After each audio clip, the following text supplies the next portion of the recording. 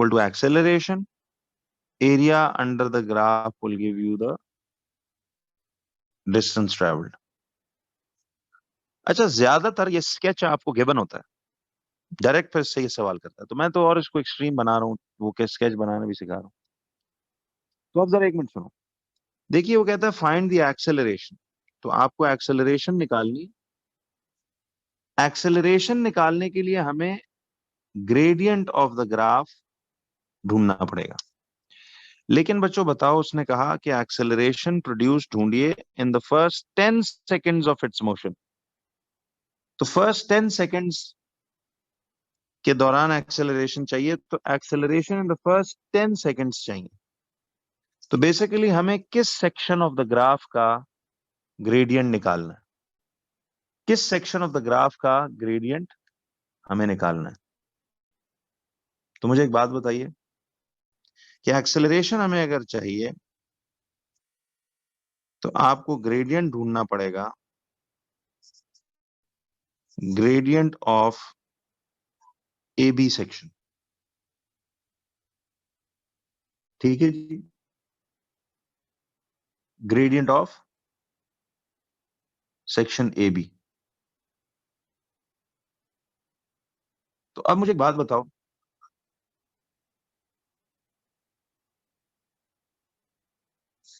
Section A B का gradient निकालना है, तो ग्रेडियंट का फॉर्मूला तो है rise upon run, which is further.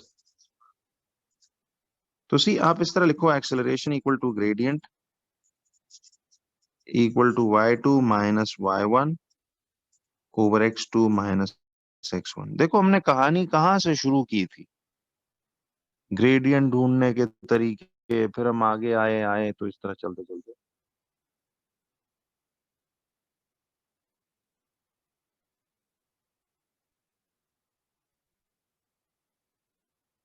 ये वीडियोस बंद कर दें। Thank you. अच्छा जी, तो gradient is equals to y2 minus y1 upon x2 minus x1। नहीं नहीं, देखिए अब आपने याद रखना है कि जब भी अब आपने एक्सेलरेशन ढूंढनी है, तो अब वो v minus you upon T वाला फॉर्मूला मत लगाएं, वो फिजिक्स के लिए। मैथमेटिक्स में आपने इसे ग्राफिकल तरीकों से करना है, ठीक है, ये क्लियर रखना अभी।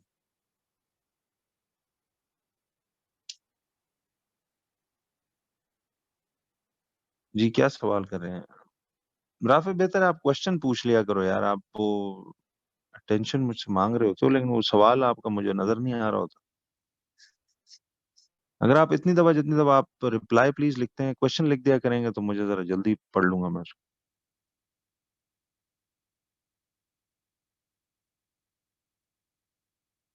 नहीं नहीं, यूनिटरी यूनिटरी से नहीं करना, ग्राफिकल तरीकों से। जी मैं जवाब दे चुका हूँ इसका बच्चों, कि आपने एक्सेलरेशन का फॉर्मूला नहीं लगाना, ग्रेडियंट वाले मेथड से करना है। हर सवाल ग्रेडियंट वाले तरीके से करना।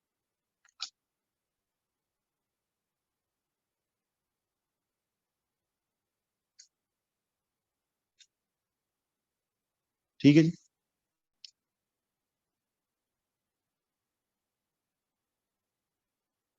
तो अब मुझे बताओ कि देखो, सेक्शन ए बी का ग्रेडियंट चाहिए ना, तो ए के कोऑर्डिनेट्स क्या थे, 0,0, और बी के क्या थे, 10,30। तो देखिए ये x1, ये y1, ये x2, ये y2। तो ये y2 minus y1 is 30 minus 0 over 10 minus 0। तो acceleration would be equal to 30 upon 10, which is 3 metre per second square.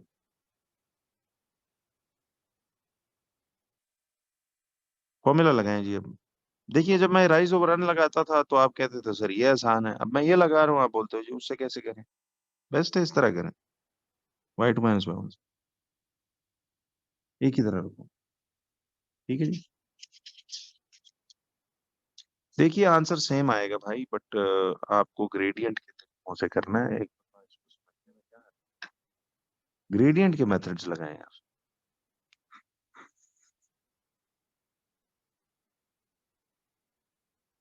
ठीक है जी।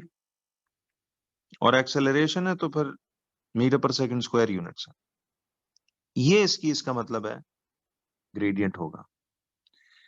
अच्छा, आज से एक आदत बनाओ बच्चों। देखिए, और ये आदत जो है ना आपकी ऑप्शनल नहीं होनी चाहिए, कंपलसरी आदत होनी चाहिए कि जैसे ही आपका ग्रेडियंट यानी एक्सेलरेशन निकल आया, आप यहां इसको यूं लिखो कि इस सेक्शन के साथ कि एक्सेलरेशन या gradient is equal to 3 metre per second square. जी, आप इसमें मत वो फॉर्मूला लगाएं।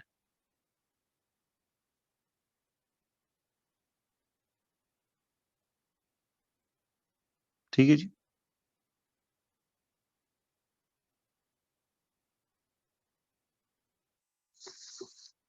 तो अब देखें,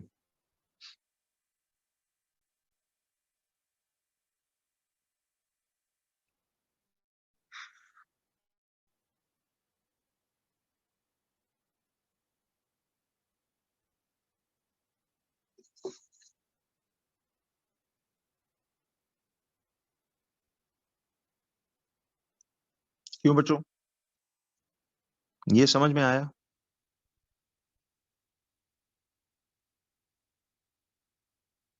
देखिए, ग्रेडियंट वाला काम करें। अब ये सवाल आपने दोबारा नहीं पूछना किसी ने कि जी एक्सेलरेशन का फॉर्मूला लगाएं कि ना लगाएं। ये फॉर्मूला लगाएं, ग्रेडियंट के तरीकों से निकालना। ठीक है,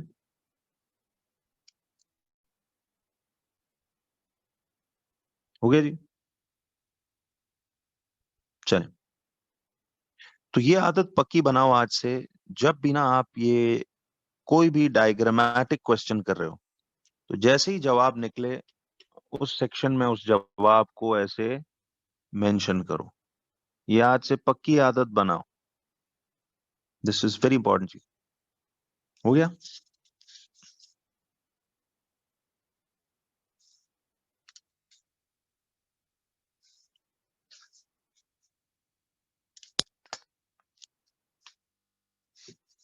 क्यों जी? वो करेंगे आगे।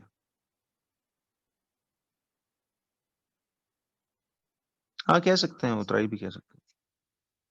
चलिए जी, अब इस बात के बाद, तो ये आपने एक्सेलरेशन ढूंढ ली पहले 10 सेकंड्स के दौरान। अब देखिए, मैं ये स्केच जरा आपके सामने ऐसे रखूंगा, क्योंकि हमें बार बार अपनी सवालों की जरूरत पड़ेगी। तो देखते जाइए।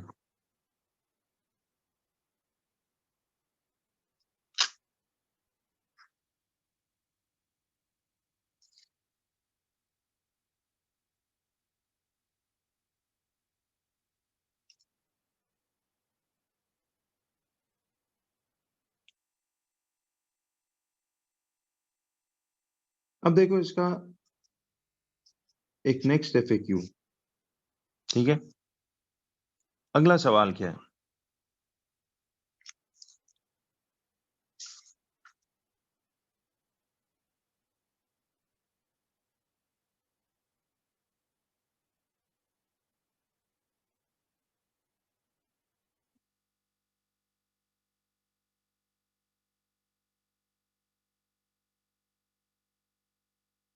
बताइए। देखें, अब वो हमसे पूछता है कि फाइंड द एक्सेलरेशन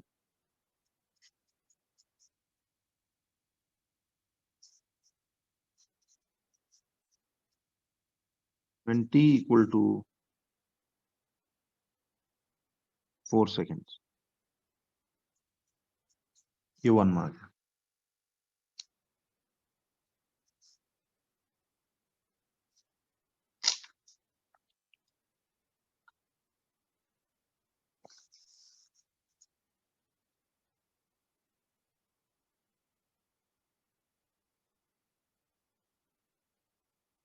जरा बच्चों अपनी अक्लों से जवाब देना मुझे इसका, बिकॉज ये जो बात आप लोग, मैं सिर्फ इसमें एक चीज जानना चाह रहा हूँ कि कौन बंदा लफ्जों को गौर से पढ़ता है।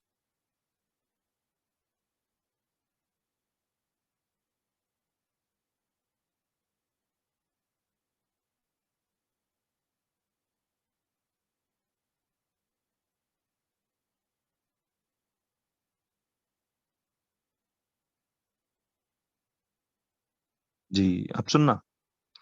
देखो, चंद के मुझे मिक्स आंसर्स आ रहे हैं, बाकी मेजोरिटी ठीक बता रही है, लेकिन सुनो यार, आप में से चंद लोग ने ये सवाल गौर से नहीं पढ़ रहे हो। वो कह रहा है फाइंड द एक्सेलरेशन। क्या ढूंढना है? Acceleration when t is equal to 4 seconds.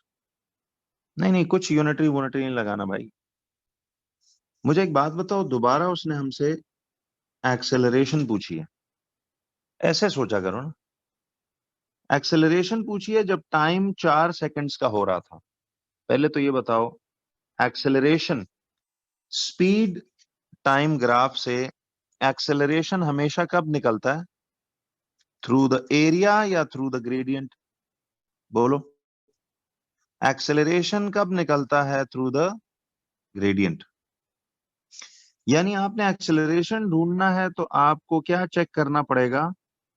Gradient check करना पड़ेगा व्हेन टाइम वाज 4 सेकेंड्स। जरा गौर से देखो, ये टाइम 0 सेकेंड्स था, ये 10 सेकेंड्स था। मार्क से थोड़ा इधर कहीं होगा ना। क्या यही वो टाइम 4 सेकेंड्स का नहीं है? तो मुझे एक बात बताओ, इस टाइम 4 सेकेंड्स पे वो हमसे, सुनो, वो हमसे इसकी इसकी ये स्पीड नहीं मांग रहा, वो तो हमसे क्या मांग रहा है? एक्सेलरेशन मांग रहा है।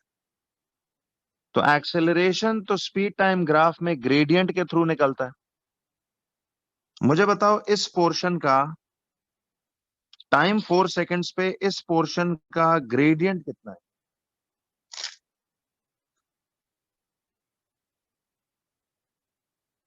कितना ग्रेडियंट आएगा जी?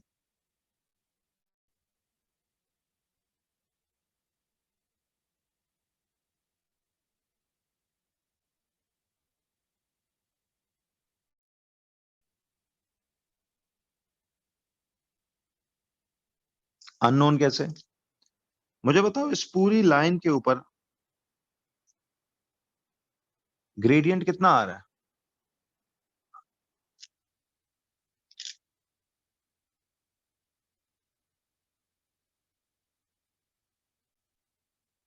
देखो, इस पूरी लाइन के ऊपर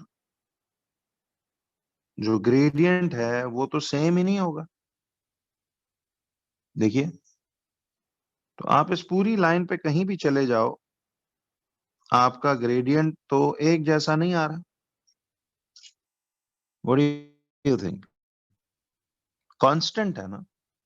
क्या पढ़ा था हमने कि एक स्ट्रेट स्लोपिंग लाइन पे हर जगह ग्रेडियंट एक जैसा नहीं होता।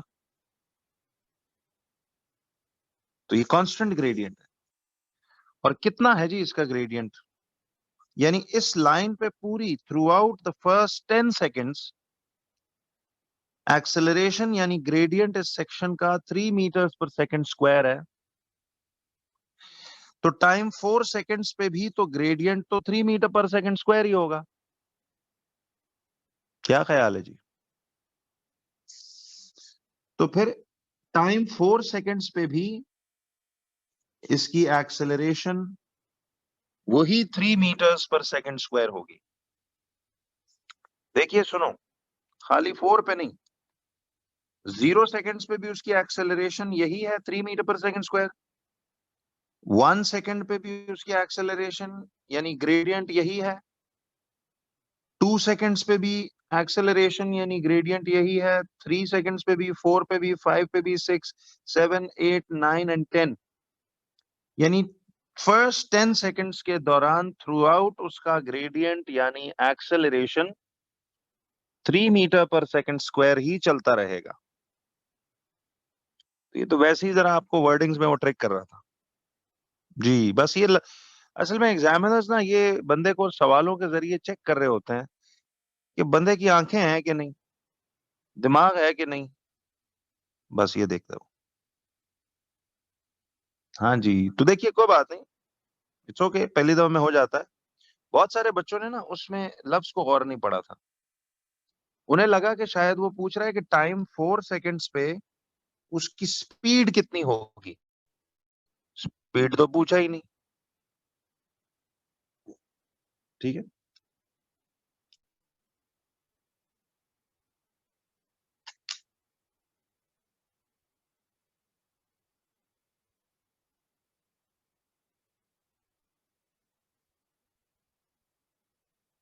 हाँ जी, तो अब क्लैरिटी हुई ना।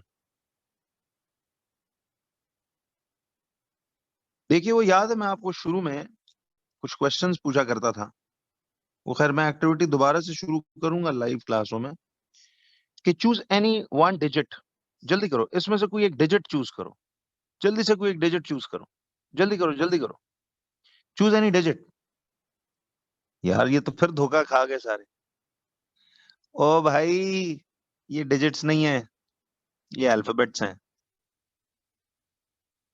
यार फिर सारे धोखा खा गए यार। है जी।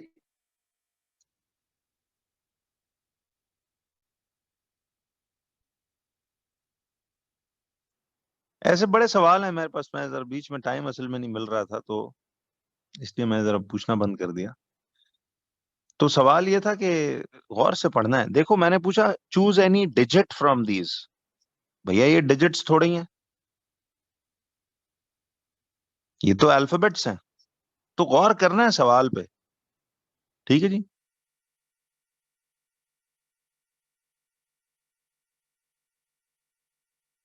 नहीं, डिजिट किधर से, ये सारे भाई अल्फाबेट्स हैं। मैंने कहा था choose any digit from these, तो there is no digit in this. चलिए जी, अब जाग गए लगता है।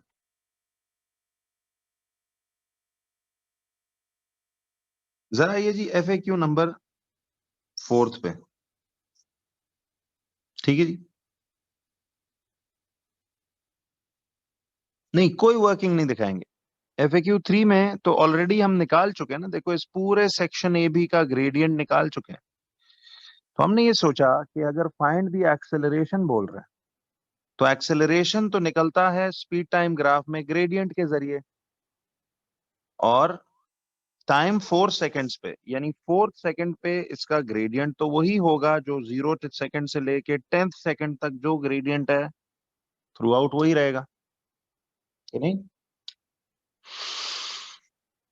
तो कुछ कोऑर्डिनेट्स, कोई working, nothing is required, direct जवाब।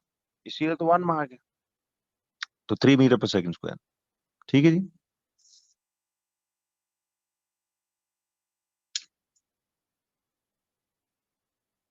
नहीं नहीं, देखिए कोऑर्डिनेट्स वॉर्डिनेट्स मत लें यार, अब इस चीज का जवाब मैं दे चुका हूँ। देखें, डायरेक्ट आपने बस 4 सेकंड्स पे एक्सेलरेशन ढूंढनी है ना, तो एक्सेलरेशन थ्रू द ग्रेडियंट मिलेगी।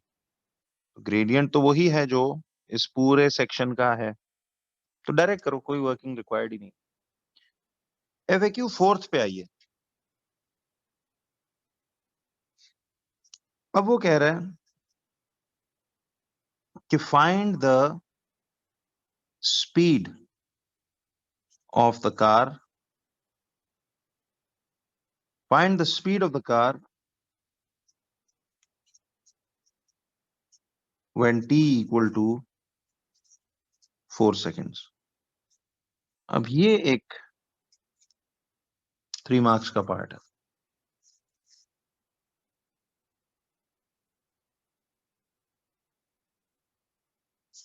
प्रीवियस पेज, प्रीवियस पेज पे तो यही था। ये सवाल कह रहे हो।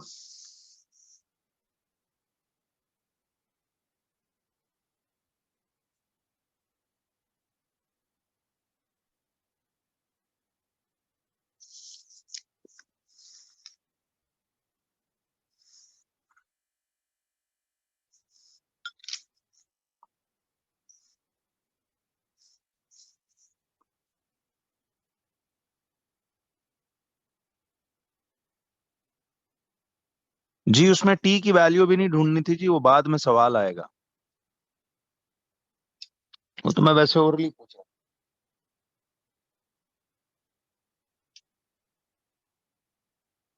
देखिए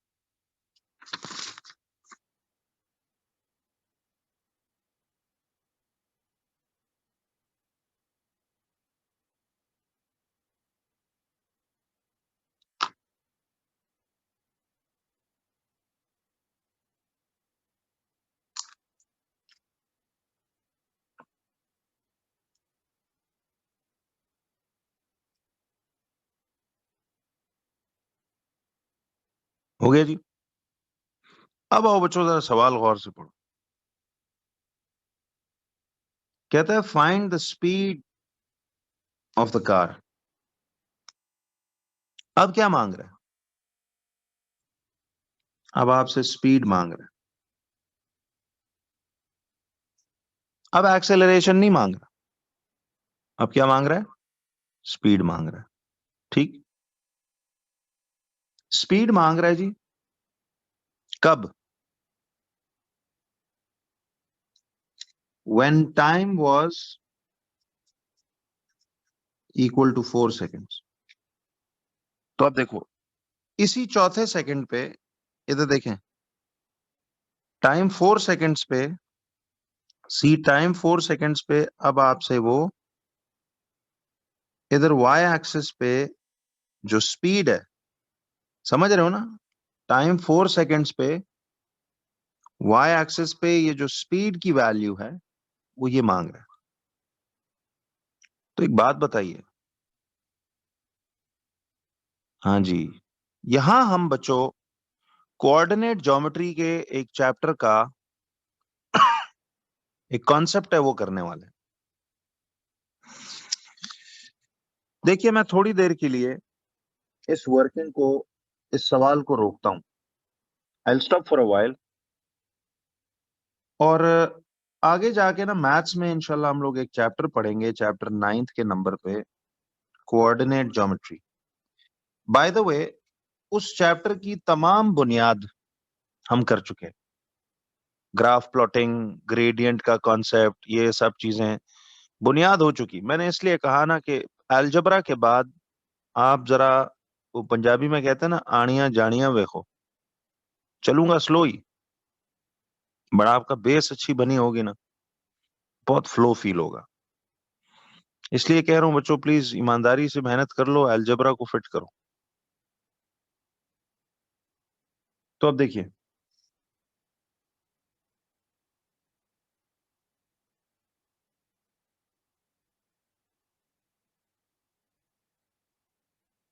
अब जरा एक मिनट रुको। कोऑर्डिनेट ज्योमेट्री एक चैप्टर है जी आगे, ठीक है जी। कोऑर्डिनेट ज्योमेट्री एक चैप्टर है आगे, उसका एक कॉन्सेप्ट है जिसको कहते हैं कोलिनियर पॉइंट्स। अब जरा आप एफएक्यूज रोक के थोड़ा सा इस कॉन्सेप्ट की तरफ आओ, बड़े काम का कॉन्सेप्ट है,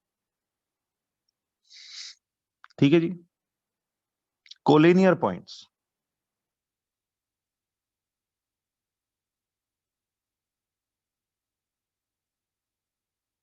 तो अब देखिए,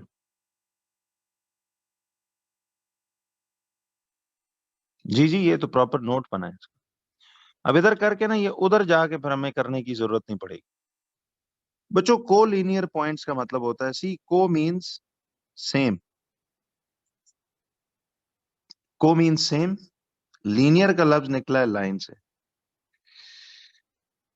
तो को लीनियर पॉइंट्स किसको कहते हैं? उन पॉइंट्स को कहते हैं which lie on the same line. जी लिखें लिखें, प्रॉपर नोट्स बनाएं इसके, ताकि ये दोबारा कोऑर्डिनेट ज्योमेट्री में हम नहीं करेंगे, इधर समझ कर जाएंगे। तो for a while I am stopping kinematics and I am dealing with this concept now. Collinear points, वहीं लाइन लगाओ, नीचे पूरा हेडिंग बनाओ, फिर मैं आपको इसको अप्लाई कराता हूं कि इस पार्ट FAQ के साथ इसका ताल्लुक क्या है। Are those points which lie on, लिखिए, collinear points are those points which lie on a same straight line. Those points which lie on a same straight line. जरा गौर से देखना, ये एक स्ट्रेट लाइन है ना, ठीक है, ये पॉइंट A है, ये पॉइंट B है, और सपोज ये पॉइंट C है। मुझे एक बात बताओ बच्चों, ये तीनों points A, B and C को हम मैथमेटिकली कैसे पॉइंट्स बोलेंगे? आर दे कोलिनियर पॉइंट्स और आर दे नॉन कोलिनियर?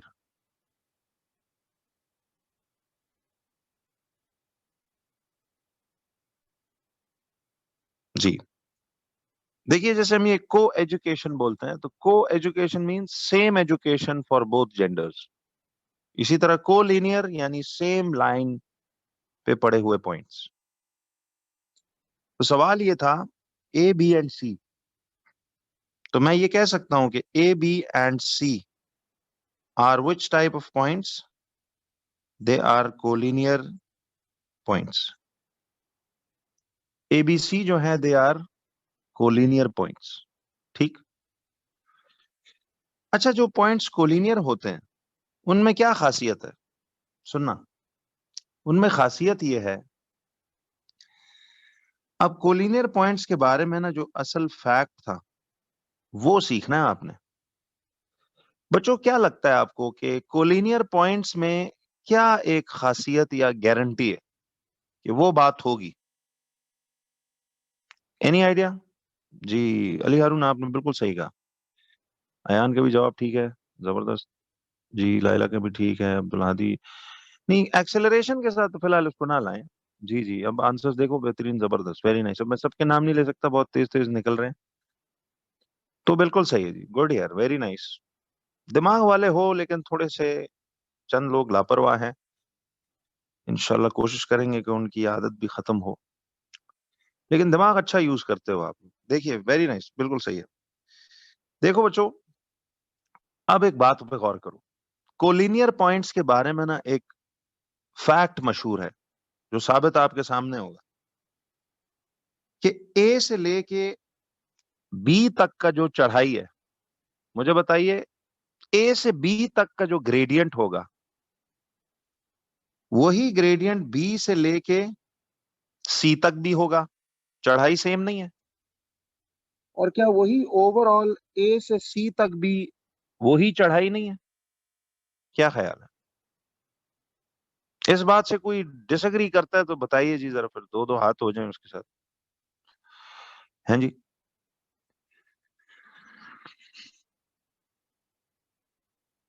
तो हमने आधा कोऑर्डिनेट ज्योमेट्री समझो पहले ही कर लिया। देखना, वो चैप्टर वैसे ही इतना टफ मानते हैं लोग, बड़ा इजी मजेदार चैप्टर है वो। फैक्ट ये है बच्चों, सुनो, कि gradient of A B is equal to the gradient of B C. इस बात से एग्री करते हो? क्यों जी? कि gradient of A B equal to gradient of B C equal to gradient of overall A C. मेरे पास यहाँ जगह नहीं है, लेकिन मैं इक्वल टू आगे इसको लिख सकता हूँ, equal to gradient of A सी। यानी कोलिनियर पॉइंट्स के बारे में जो बात मशहूर है वो ये है भाई कि जब भी पॉइंट्स सेम लाइन पर लाए करते हैं देखिए, आप जरा मेरे साथ साथ प्लीज चलिए। मैंने अभी तो ऊपर वाला सवाल रोका हुआ है। कहाँ गायब हो जाते हो यार? इसको रोका हुआ है मैंने। अभी मैंने एक नई बात शुरू कर दी। ये सीख के फिर इस एफएक्यू में यही बात तो अप्लाई होनी है। अब उसी पे आ रहा हूं। तो देखिए बच्चों, ये बात समझिए कि कोलिनियर पॉइंट्स में क्या एक खासियत है। खासियत ये है कि उनके ग्रेडियंट्स एक जैसे होते हैं। Gradient of A B portion, देखो ना, इस बंदे की, वही बंदे वाली मिसाल लो। इस बंदे को जितनी चढ़ाई ए से बी तक महसूस होगी, वही चढ़ाई इस बंदे को बी टू सी महसूस होगी, वही चढ़ाई ओवरऑल ए से सी तक महसूस होगी। ऐसा ही है। तो ये फैक्ट कोलिनियर के बारे में जरा क्लियर करें। तो A B and C are collinear points, so they have the same gradient. ये मशहूर बात है कोलिनियर पॉइंट्स के बारे में कि इनका ग्रेडियंट जो है वो क्या होता है, वो सेम होता है। क्यों भैया? यहां तक समझ में आ गई बात?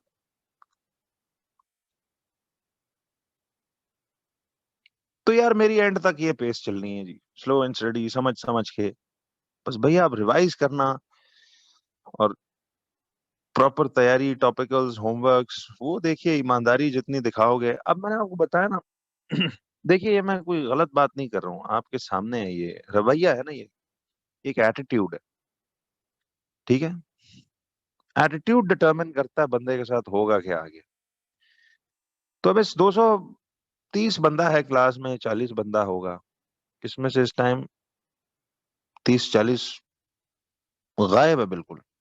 रेस्ट मार रहा होगा, सो रहा होगा, मौजे कर रहा होगा। बट मैं आपको क्या, मुझे बड़ा अफसोस से कहना पड़ रहा है, लेकिन यही बंदा बाद में रोएगा सीरियसली। क्योंकि हो ही नहीं सकता कि एग्जाम्स के करीब जाके उसको टेंशन या स्ट्रेस ना हो। इंसान है बड़ी कमाल चीज जी। जितना मर्जी ढीठ होना, जब उसकी आजमाइश का वक्त नजदीक आता है, तो यकीन जानिए बड़े बड़े शैतान जो हैं एहराम पहन के आ जाते हैं, बोलते हैं सर मैंने इंसान बनना है, क्या करें, वो रास्ता बताएं। फिर रास्ते होते नहीं। रास्ता ढूंढने का भी एक वक्त है ना। तो इस वजह से फिर यही 30-40 बंदा ना हर साल पूरे बैच में गिले कर रहा होता है कि ओ जी, अब्बा जान मेरे ठीक नहीं थे, ओ जी अम्मी ने मेरे साथ कोऑपरेट नहीं किया, ओ जी मेरे उस्ताद सही नहीं मिले, दुनिया में दोस्त ठीक नहीं मिले, लोगों ने मेरा दिल तोड़ा, जनाब मेरे साथ ज्यादती हुई है। तो ये चीज जो है ना, लूजर्स की निशानी है मैं कहता हूँ। बल्कि थोड़ा सा कोशिश ये होनी चाहिए कि किसी ने 16 साल यार आपके लिए कुर्बानी दी। जालिम लोग देखिए, ये अपनी नींद कुर्बान नहीं कर सकते। वो अल्लामा इकबाल का एक शेर है ना, बड़ा मजेदार, शिकवा जवाब शिकवा, कभी टाइम मिले तो आप पढ़िएगा। उस कलाम में उन्होंने एक बड़ी जबरदस्त बात की है कि यानी अल्लाह की तरफ से उन्होंने इंसानों से गिला किया है। गिला ये है कि किस कदर गरां तुम पे सुबह की बेदारी है, किस कदर गरां तुम पे सुबह की बेदारी है, हमसे कहाँ प्यार, हाँ नींद तुम्हें प्यारी है। तो ये जो बातें है ना जी, बातें तो हर कोई कर लेता है। ठीक है जी, बातें तो हर कोई करता है। वो कहते हैं ना, अमल से जिंदगी बनती है जन्नत भी जहन्नम भी, ये खाकी अपनी फितरत में न नूरी है न नारी है। तो अमल जो है ना जी, वो बड़ी जबरदस्त चीज है। अमल नहीं है तो बंदा लगा रहे जी बस, बक बक बक बक तो पूरी दुनिया ही कर रही है। लेकिन जो लोग एक्शंस पे बिलीव करते हैं ना, रास्ते अल्लाह उन्हीं के सीधे करता है। कुरान की हर आयत में देख लो क्या है कि कामयाब वही लोग हैं जिन्होंने ईमान लाया। अब ईमान एक थ्योरेटिकल चीज है, बिलीफ है, और जिन्होंने नेक अमाल किए, बस ये सिंपल, हर जगह पे यही स्टोरी, जिसने ईमान लाए और नेक अमल किए, अमाल, ईमान लाए नेक अमल किए, तो काम कर रहे हैं जी बस। अब हम ईमान तो ले आए कि sir I love you sir, अम्मा अब्बा आई लव यू, लेकिन जनाब जब उस लव को प्रैक्टिकल करने का टाइम आता है, उस लव को शो करना कि जी मैं आपके लिए कुर्बानी दे सकता हूँ, सर जी मैं आपके लिए नींद कुर्बान कर सकता हूँ, अम्मा अब्बा नींद क्या चीज है, आपके लिए जान भी हाजिर है, खाली बोलते रहो तो फिर क्या फायदा। अब किसी नॉन सीरियस बच्चे से पूछो ना, क्या था जी, वो मैं अपने अम्मा अब्बा के लिए जान दे दूंगा। भाई जान नहीं चाहिए, अल्लाह आपको सलामती दे, लंबी उम्र दे, आपका टाइम चाहिए थोड़ा। उस पे आगे वो कहता है नहीं सर, रहने दीजिए। तो क्या किया जाए जी, इंसान बड़ी कमाल चीज है जी। मैं तो इसकी खलकत पे बड़ा हैरान होता हूँ। अल्लाह ताला कुरान में सही कहता है कि इसको मैंने बेस्ट ऑफ द फॉर्म में बनाया है, बेड़ा गर्क कर दिया हमने अपना खुद। ये फ्री विल बड़ी मजेदार चीज भी है, बड़ी खतरनाक चीज भी है।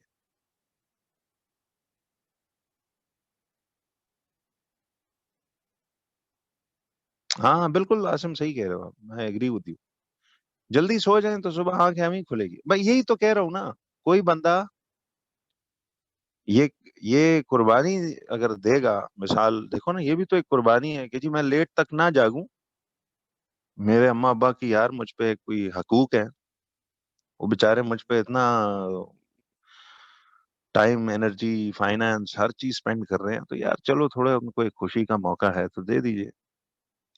अब उसके लिए ज़ाहिर है अपना पबजी कौन कुर्बान करे रात के 4 बजे तक, है जी। अपनी इबादतें कौन छोड़े, वो शिर्क कौन छोड़े, शिर्क कोई छोड़ता नहीं है।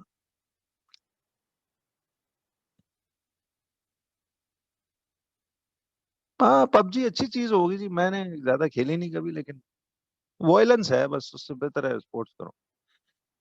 लेकिन मैं एक बात कर रहा हूँ कि लेट नाइट तक गेमिंग करना और ये जनाब फिर रात तक इबादतें करना, ठीक है जी। इबादत समझते हो ना किसको कह रहा हूँ, अल्लाह की इबादत को नहीं कह रहा। कई लोग तो इंसानों में रब ढूंढते हैं ना, तो इंसानों में रब ढूंढने वाले दुनिया आखिरत में जलील होते हैं, ये याद रखिए। हाँ जी, समझदार तो सारे हैं माशाल्लाह। ओ भाई मैं किसी और इबादत की बात कर रहा हूँ, वो समझदार लोग समझ गए। समझदार लोगों को समझ आ गई है मैं किस इबादत की बात कर रहा हूँ। एक रब की इबादत करो, उस एक रब के आगे तो खड़े हो जाए, तो मैं कहता हूँ कभी आप झुकेंगे नहीं कभी किसी इंसान के आगे। तो इबादत बहुत जबरदस्त चीज है, बट एक रब की हो तो।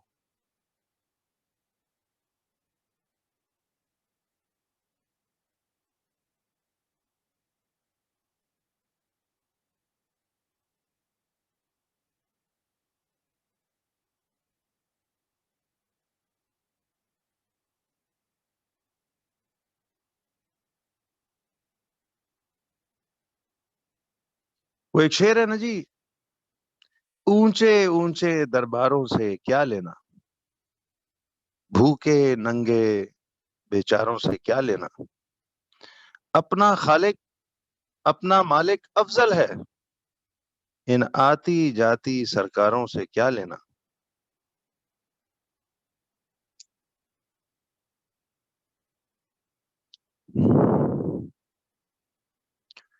तो ये जो आती जाती सरकारें हैं ना जी, अब ये भी समझ गए होंगे, आती जाती सरकारें।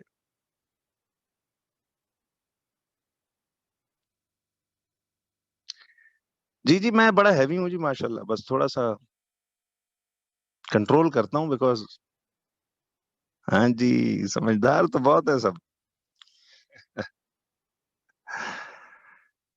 ठीक है जी। जी जी, मैं दोबारा रिपीट कर देता हूँ जी, आपको लगता है शेर अच्छा लगा। कहते ना, ऊंचे ऊंचे दरबारों से क्या लेना। ठीक है जी, ऊंचे ऊंचे दरबारों से क्या लेना, भूखे नंगे बेचारों से क्या लेना, अपना खालिक अपना मालिक अफजल है, इन आती जाती सरकारों से क्या लेना।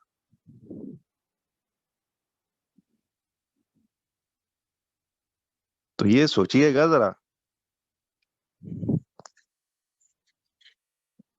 ये जो आती जाती सरकारें हैं ना,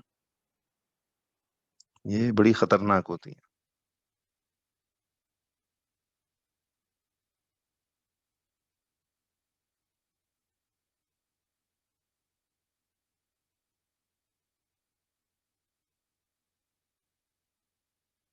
बिल्कुल, पहुंच रहे हो बात की गहराई तक, बात की गहराई तक पहुंच रहे हो। ठीक है जी। तो जरूरी नहीं कि आपको अल्फाज के कपड़े उतार के समझाया जाए। कई बार अल्फाज को खूबसूरत लिबास में भी पहनाकर पैगाम पूरा पहुंचता है। वजह यह है कि मेरे आगे ये जो मेरे शागिर्द दोस्त यार हैं सारे, ये बड़े समझदार मखलूक है। मुझे आप सब पे इसलिए तो फख्र है कि माशाल्लाह आप समझदार लोग हो। बात की गहराई तक ऐसे पहुंचते हो जैसे।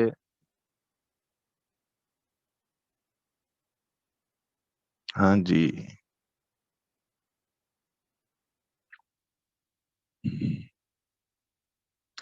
देखिए जी, जिंदगी में ना मिशन का होना बड़ा जरूरी है। ठीक है जी, अगर आपकी लाइफ में मिशन नहीं है, और मिशन हमेशा याद रखिए कई दफा आपकी मर्जी के मुताबिक नहीं होता। मिशन कहते ही उसको है जिसमें मुश्किलात हो। हाँ जी। क्या जैद बात किया आपने यार, मजा है। तो ये आती जाती सरकारों को कोशिश करें कि अभी साइड पर रखें। कहते हैं ना, अपना खालिक अपना मालिक अफजल है, इन आती जाती सरकारों से क्या लेना।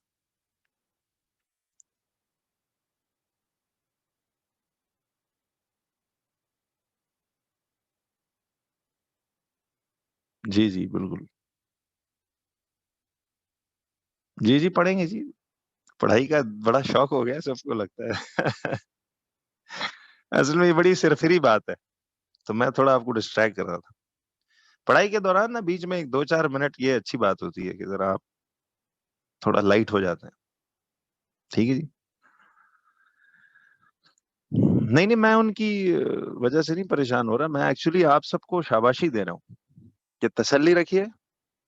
अल्लाह ताला इस एक एक पल का जो वक्त लगा रहे हो, जो अपने माँ बाप की खातिर लगा रहे हो, जो अल्लाह की खातिर लगा रहे हो, जो अपने उस्ताद की खातिर लगा रहे हो, ये कभी भी जाया नहीं होगा। ये ईमान रखो, ये आपका ईमान होना चाहिए कि ये जाया नहीं होगा। अल्लाह ताला इस एक एक पल का दुनिया आखिरत दोनों में आपको अजर देगा। ये मेरी दुआ भी है, आपके यकीनन माँ बाप की दुआ होगी। ठीक है, तो इसलिए कुछ भी जब अच्छा कर रहे होते हो ना, तो मैंने आपको एक दिन एक मिसाल भी दी थी, याद है, व्हेन यू सो अ बी, ये जो seed into the ground, it doesn't grow up in a day. एकदम तो नहीं ग्रो करता, थोड़ा सा वक्त लेता है। ठीक है, तो हर चीज अपने वक्त पे होती है। अल्लाह ताला आपको जो अजर और रिवॉर्ड है, वो उसको पता है किस टाइम पे आपको हाथ में देना है। तो बस अल्लाह से हमेशा दुनिया आखिरत की भलाई मांगे। बाकी हम सब इंसान है, हमारे अमाल पे आ जाओ तो फिर तो फेंटियां पक्की, दुनिया आखिरत में फेंटी लगेगी। लेकिन यह है कि बस अल्लाह से उसकी रहमत की उम्मीद होनी चाहिए और अच्छाई की तरफ नियत होनी चाहिए। बाकी तो इंसान है, कमजोर है, भूलता भी है, गलती भी करता है, अच्छे काम भी होते हैं, उल्टे काम भी हो जाते हैं। लेकिन इन जनरल आपकी फितरत जो है ना, अच्छाई पे बेस्ड होनी चाहिए। नेगेटिव शख्सियत कोई इतनी अच्छी शख्सियत नहीं होती। बाकी ठीक है, आपको इंसानों पे गुस्सा भी आएगा, कुछ लोग बुरे भी लगेंगे, सब कुछ है, लेकिन चलना है सबको लेके साथ साथ। सही बात।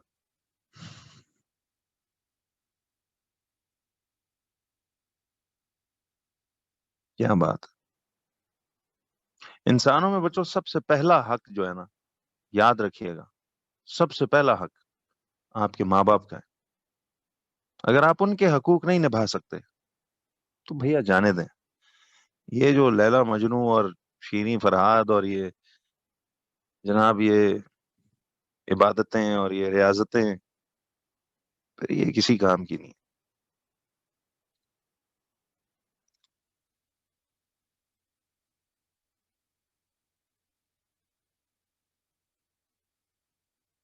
हाँ जी।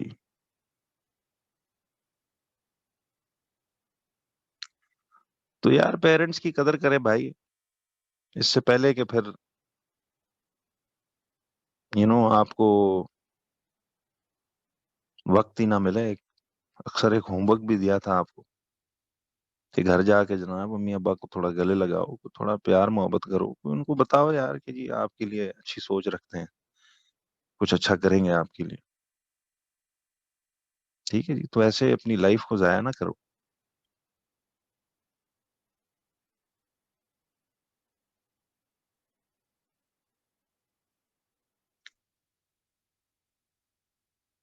चलिए जी, अब आइए जी वापस इस पे, बैक टू मिशन। अब देखें, तो मैं ये कह रहा था कि आपने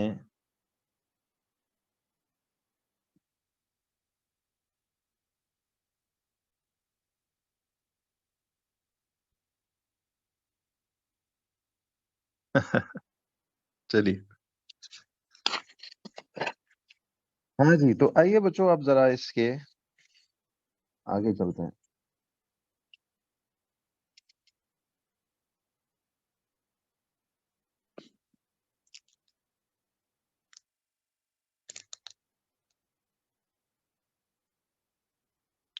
बच्चों कोशिश किया करें, ये जो आप अपनी पिक्चर्स लगा लेते हो ना, ये ना लगाया करें, तो हटा दें जिसकी भी है प्लीज। Thank you.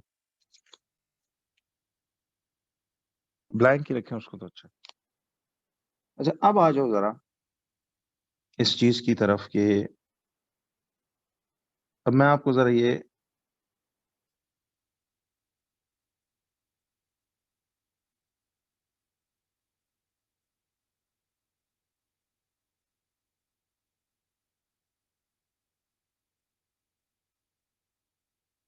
देखेंगे। फर्ज करो वो आपको एक सवाल देता है, इधर सुनना जरा।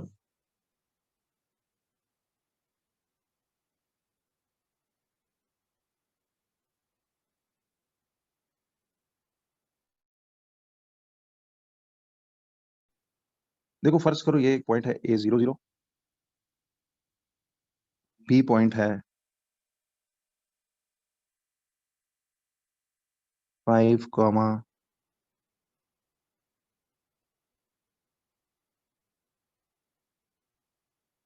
Y, और C है मिसाल 8, 20। ठीक। अब वो आपसे ये एक प्रैक्टिस क्वेश्चन मैं आपको कोलिनियर पॉइंट्स का फिर बता रहा हूँ और इसको फिर अप्लाई करते हैं उसमें। देखिए, वो कहता है जी क्वेश्चन में कि given that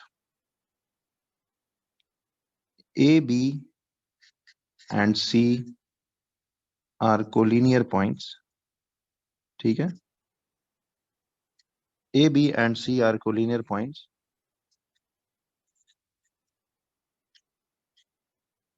find the value of Y। ठीक है जी, A, B एंड C कहता है are collinear points, find the value of Y। ये एक अलग सवाल है, उस पर मैं आऊंगा वापस फिर। मुझे एक बात बताओ कि A, B और C कहता है कोलिनियर पॉइंट्स है। ठीक है, तो गौर करें, अगर A, B and C collinear points हैं तो हमने इस अननोन Y की वैल्यू तलाश करनी है। ठीक है, we have to find the value of this unknown Y। कैसे करूं जी? देखिए बात सुनो, आप डायरेक्ट इसमें अगर ये इक्वेशन यूज कर लो कि gradient of A B will be equal to the gradient of AC। Direct आज से चलो ये हरकत करो, ठीक है जी, कि ग्रेडियंट ऑफ ए बी और gradient of A C agree करते हो कि इक्वल होगा। तो gradient of A B equal to the gradient of A C. Do you agree with this? बताइए, यस और नो। तो gradient of A B equal to gradient of A C होगा। देखो कोलिनियर पॉइंट्स कहते हैं उन तमाम पॉइंट्स को जो सेम लाइन पे लाई करें। तो अगर ये सेम लाइन पे लाई कर रहे हैं तो ए बी का ग्रेडियंट और ए सी का ग्रेडियंट ये दोनों क्या होंगे? बोलो, बराबर होंगे। तो gradient of A B will be equal to gradient of A C. तो gradient of A B equal to gradient of A C, ठीक है। तो अब मुझे एक बात बताइए, ए जो है, अब इधर देखो ए बी का ग्रेडियंट निकालना है तो आपने इधर ए के और इधर बी के कोऑर्डिनेट्स लिख लेने ऐसे 5, y। क्यों बच्चों? और इधर ग्रेडियंट ऑफ ए सी है तो ए के कोऑर्डिनेट्स हैं 0, 0 और सी के कोऑर्डिनेट्स हैं 8, 20, ठीक है। तो अब देखिए, तो देखो इधर ए बी का ग्रेडियंट का जिक्र हो रहा था तो मैंने ए बी के कोऑर्डिनेट्स लिखे, यहां ए सी का जिक्र हो रहा था तो मैंने ए सी के कोऑर्डिनेट्स यूं मेंशन कर दिए। जी जाजान रुको, पहले ही करो। ये x1 y1, ये x2 y2, ठीक है जी। अब जरा मुझे एक बात बताइए, इसी तरह ये x1 y1, ये x2 y2, ठीक है। तो गौर कीजिए, अब ये x1 y1 x2 y2 x1 y1 x2 y2 अपना अपना हिसाब से लिख लिया। अब इस साइड पे भी ग्रेडियंट का फॉर्मूला लगेगा, तो इस साइड पे अलग इसका ग्रेडियंट निकालेंगे इक्वल टू। अब देखो अलजेब्रा किया हुआ है ना काफी हद तक, तो अब आप बड़े कंफर्टेबल होंगे। और इधर ग्रेडियंट का अपना अलग से formula y2 minus y1 over x2 minus x1 लगेगा। जरा बताइए, अब y2 माइनस y1 क्या है? ये आता है y minus y1 is 0 over x2 5 minus x1 is 0 equal to, इधर y2 आ रहा है 20 minus y1 0 over x2 is 8 minus x1 is 0। क्यों जी? तो ये वर्किंग सीखो। अब देखो y माइनस 0 कितना होता है? y 5 माइनस 0 कितना होता है? 5। अब देखो थोड़ा अलजेब्रा काफी हद तक मैं करा चुका हूं ना, तो अब मैं बड़ा कंफर्टेबली काम कर पाऊंगा। हालांकि अभी भी अलजेब्रा थोड़ा रहता है अभी। 20 माइनस 0 इज 20, 8 माइनस 0 इज 8। आपको अब याद है कि इक्वेशंस में दोनों तरफ सिंगल फ्रैक्शन हो तो फिर it's time to what? Cross multiply. तो 8 into Y equal to 5 into 20। तो यह आएगा 8y equal to 520 times is 100, तो y would be 100 upon 8, 2 4 times, 250 times, 2 times, 225 times. तो y इक्वल टू 25 अपॉन 2 यानी 12 पॉइंट कितना आ रहा है? 5। तो इसका मतलब है ये अननोन y जो था ये 12.5 था। तो अगर इस y की जगह 12.5 डालूं तो वाकई कभी चेक करके देखना, ए बी का ग्रेडियंट इन कोऑर्डिनेट्स के साथ ए बी का ग्रेडियंट निकाल के देखो और ए सी का ग्रेडियंट निकाल के देखो, दोनों ग्रेडियंट्स एग्जैक्टली एक जैसे आएंगे, यानी ये बात ट्रू स्टैंड कर जाएगी। ईमानदारी से बताओ, वर्किंग कोई मुश्किल तो नहीं लगी? तो मैं बताता हूं आपको कि इस कॉन्सेप्ट का ताल्लुक क्या है इस क्वेश्चन के साथ। जी, बी सी का भी निकाल सकते थे। Gradient of A B equal to gradient of B C कर लेते, या gradient of A B equal to A C, ये जरा इजियर वर्किंग होती। तो इसी फर्स्ट सेकंड और फर्स्ट थर्ड का नहीं, असल आपने इस तरीके को सीखना है, ये जरूरी तरीका।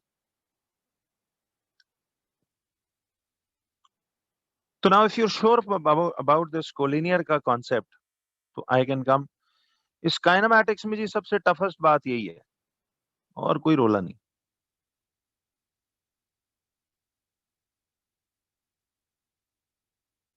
बोलो, हो गया? अच्छा, नहीं समझ आई। देखें बिलाल, ये क्लियर हुआ है कि ए बी एंड सी तीनों कोलिनियर पॉइंट्स हैं। बोला उसने, given that A B and C are collinear points, find the value of Y. कहता है जी ये चूंकि तीनों कोलिनियर है, तो इस अननोन वाई की वैल्यू तलाश करो। मुझे एक बात बताओ कि जब ये कोलिनियर होंगे तो हमें दिमाग में आएगा ना कि gradient of A B equal होगा to gradient of A C. इस फैक्ट को यूज नहीं करेंगे। अब जरा यस नो करते जाओ। Gradient of A B equal to gradient of A C होगा, ये बात तो मानते हो? यस और नो?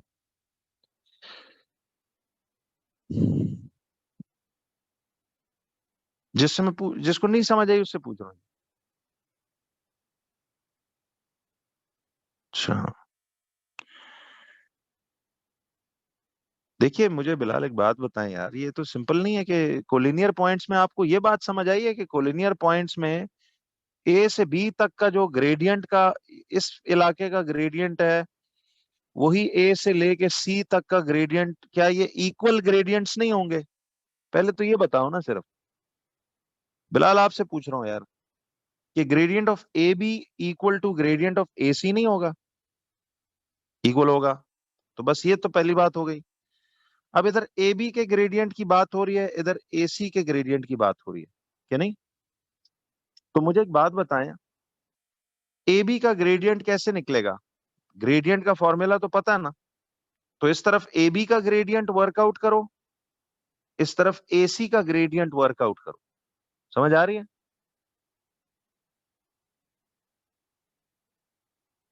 चलें। अब इधर y2 - y1 आ गया जी, y-0, और x2 - x1 है 5 - 0। इस तरफ AC का ग्रेडियंट निकालना है, तो देखो इसका y2 20 - 0 ओवर एट x-2, ये 8 - 0। अब y-0 is a y, 5 - 0 is a 5, 20 - 0 is a 20, 8 - 0 is 8।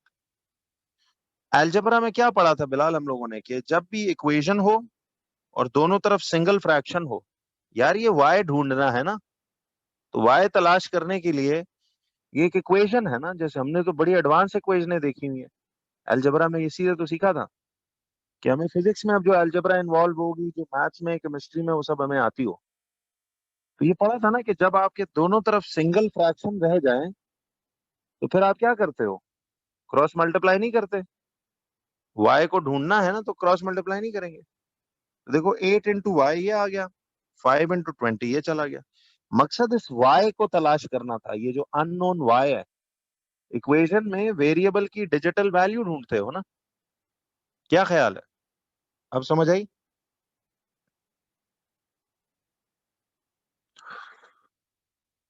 जी, वो इधर सिंप्लीफाई कर सकते थे इसको, इधर ही से सिंप्लीफाई कर लेते तो फिर इस लंबी कटिंग से बच जाते, लेकिन जवाब वही है। ये नहीं, यहाँ कट कर सकते थे बिफोर क्रॉस मल्टीप्लाइंग, लेकिन चले मैंने ऐसे कर दिया।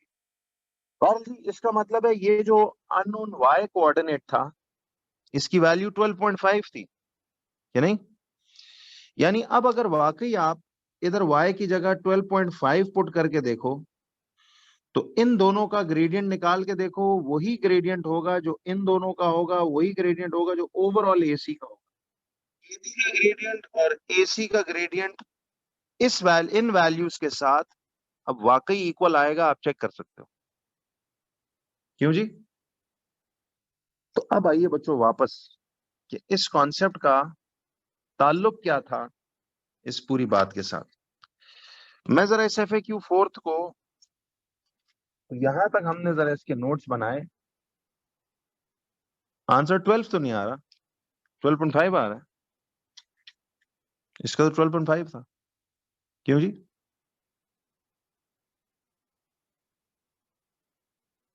अच्छा, उसका कह रहे हो, सॉरी। चलिए, तो मैं वैसे एक बात आपको कर रहा था। अब जरा आओ बच्चों, जो FAQ फोर्थ में जो कॉन्सेप्ट अभी हमने क्यों सीखा कोलिनियर पॉइंट का, उसने आपसे कहा था कि find the speed of the car when t is equal to 4 seconds. ये 3 मार्क्स की वर्किंग है।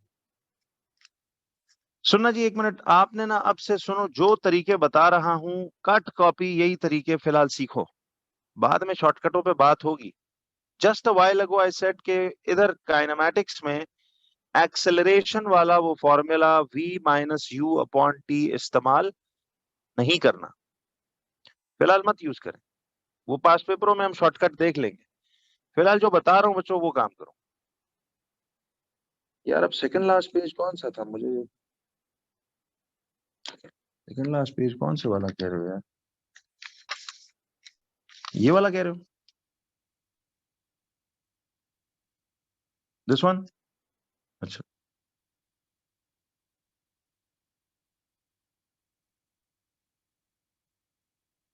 हो गया।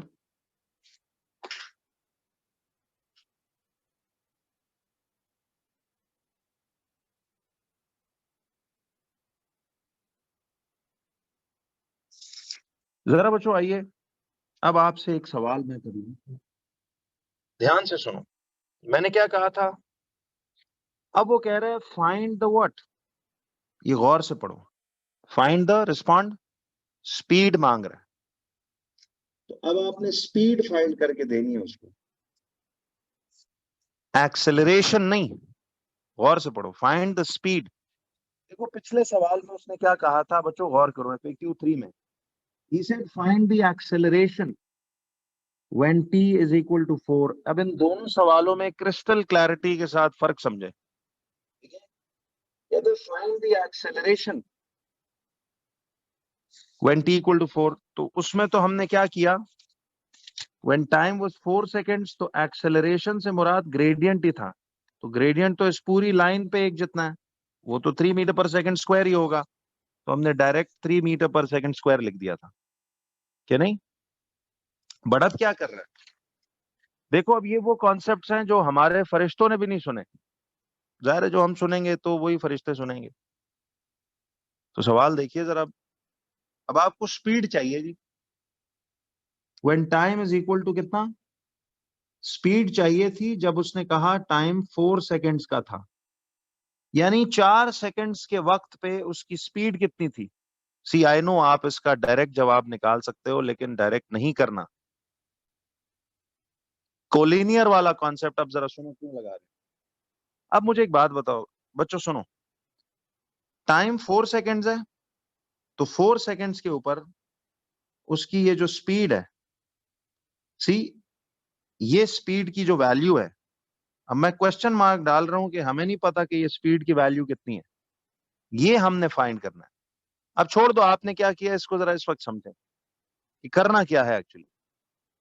बच्चों मुझे एक बात बताओ, क्या मैं इस स्पीड को इस स्मॉल अल्फाबेट v से, यानी वेलोसिटी, इसे x ना बोलो वरना x एक्सिस का x कोऑर्डिनेट कंफ्यूज हो जाएगा, ये y की वैल्यू है ना, कॉल इट वेलोसिटी v, या s फॉर स्पीड बोल दो, call it v, don't call it x, वरना आप ये y एक्सिस का पॉइंट और x में कंफ्यूज रहोगे।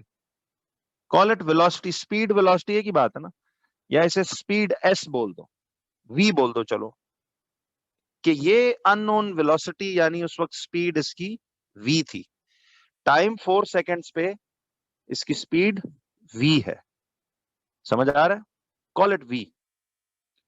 अब मुझे एक बात बताइए बच्चों, सुनो, देखो यार, गौर करो, इसको मैं अब a पॉइंट इसको बोला हुआ है, b इसको बोला हुआ है, c इसको बोला हुआ है, d इसको बोला हुआ है, तो इसको मैं कोई और अल्फाबेट e का नाम दे सकता हूं। वर्किंग समझो जरा, Can I call it E? Since I need the speed when time is 4 seconds, तो इधर देखो, टाइम 4 सेकेंड्स पे स्पीड चाहिए, तो स्पीड की वैल्यूज तो y एक्सिस पे प्लॉट हुई नहीं है, समझ आई? तो मैं इसकी टाइम 4 सेकेंड्स पे जाके ग्राफ से ये स्पीड की वैल्यू देख सकता हूं। जरा एक बात तो बताओ बच्चों, क्या ये एक प्रॉपर ग्राफ है या क्या ये एक स्केच है?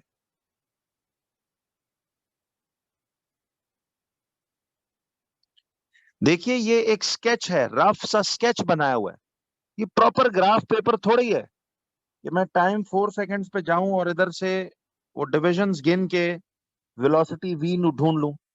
या बंदा, कई लोग रफली अंदाजे लगाएंगे कि यार ये 30 और 0 के कुछ दरमियान में है तो शायद ये मे बी 15 हो। मे बी वे बी पे नहीं चलना, हमने प्रॉपर कैलकुलेट करना है। तो प्रॉपर ग्राफ पे अगर ये होता, वो जो डिविजन्स वाला ग्राफ होता, तो फिर तो आप डायरेक्ट 4 सेकंड से सामने जाके इधर ये स्केलिंग करके इस वैल्यू ऑफ स्पीड को तो ढूंढ लेते, फिर तो कोई फॉर्मूला लगाना ही नहीं था। बट ये प्रॉपर ग्राफ नहीं दिया होगा, ये स्केच दिया होगा, इसी तरह का ब्लैंक स्केच। वहां पर आपको ये v या स्पीड प्रॉपर कैलकुलेशनों से ढूंढनी पड़ेगी। क्या ख्याल है? तो अब जरा एक मिनट देखो बच्चों, मुझे एक बात बताओ, अगर आप नोटिस करो तो ये ए पॉइंट, ई पॉइंट और बी पॉइंट, ए ई बी, ये ए था, ये ई है और ये बी है। ऐसे आप ना इस पोर्शन ए ई बी को ऐसे इस पार्ट के लिए इधर स्केच आउट कर लो, ठीक है? जरा मुझे बताना ए पॉइंट के कोऑर्डिनेट्स क्या होंगे? इस ए पॉइंट के कोऑर्डिनेट्स आप देख रहे हो 0,0 होंगे। ये स्केच जरूर बनाना जी। ई पॉइंट के कोऑर्डिनेट्स जरा मुझे बताइए कोई बंदा, ई पॉइंट के ये जो नुक्ता है इसके कोऑर्डिनेट्स क्या होंगे ई के? जी देखो, सीक्वेंस ख्याल रखना, x 4 है, y कोऑर्डिनेट v है, तो ई के कोऑर्डिनेट होंगे 4, v। रोकना मुझे जहां ना समझ आए। ई के कोऑर्डिनेट देखो 4, v, यानी ई के 4, v है, समझ आई? और इस बी के कोऑर्डिनेट्स क्या होंगे? देखिए बी के कोऑर्डिनेट्स हैं 10, 30। 10, 30 होगा, ठीक है?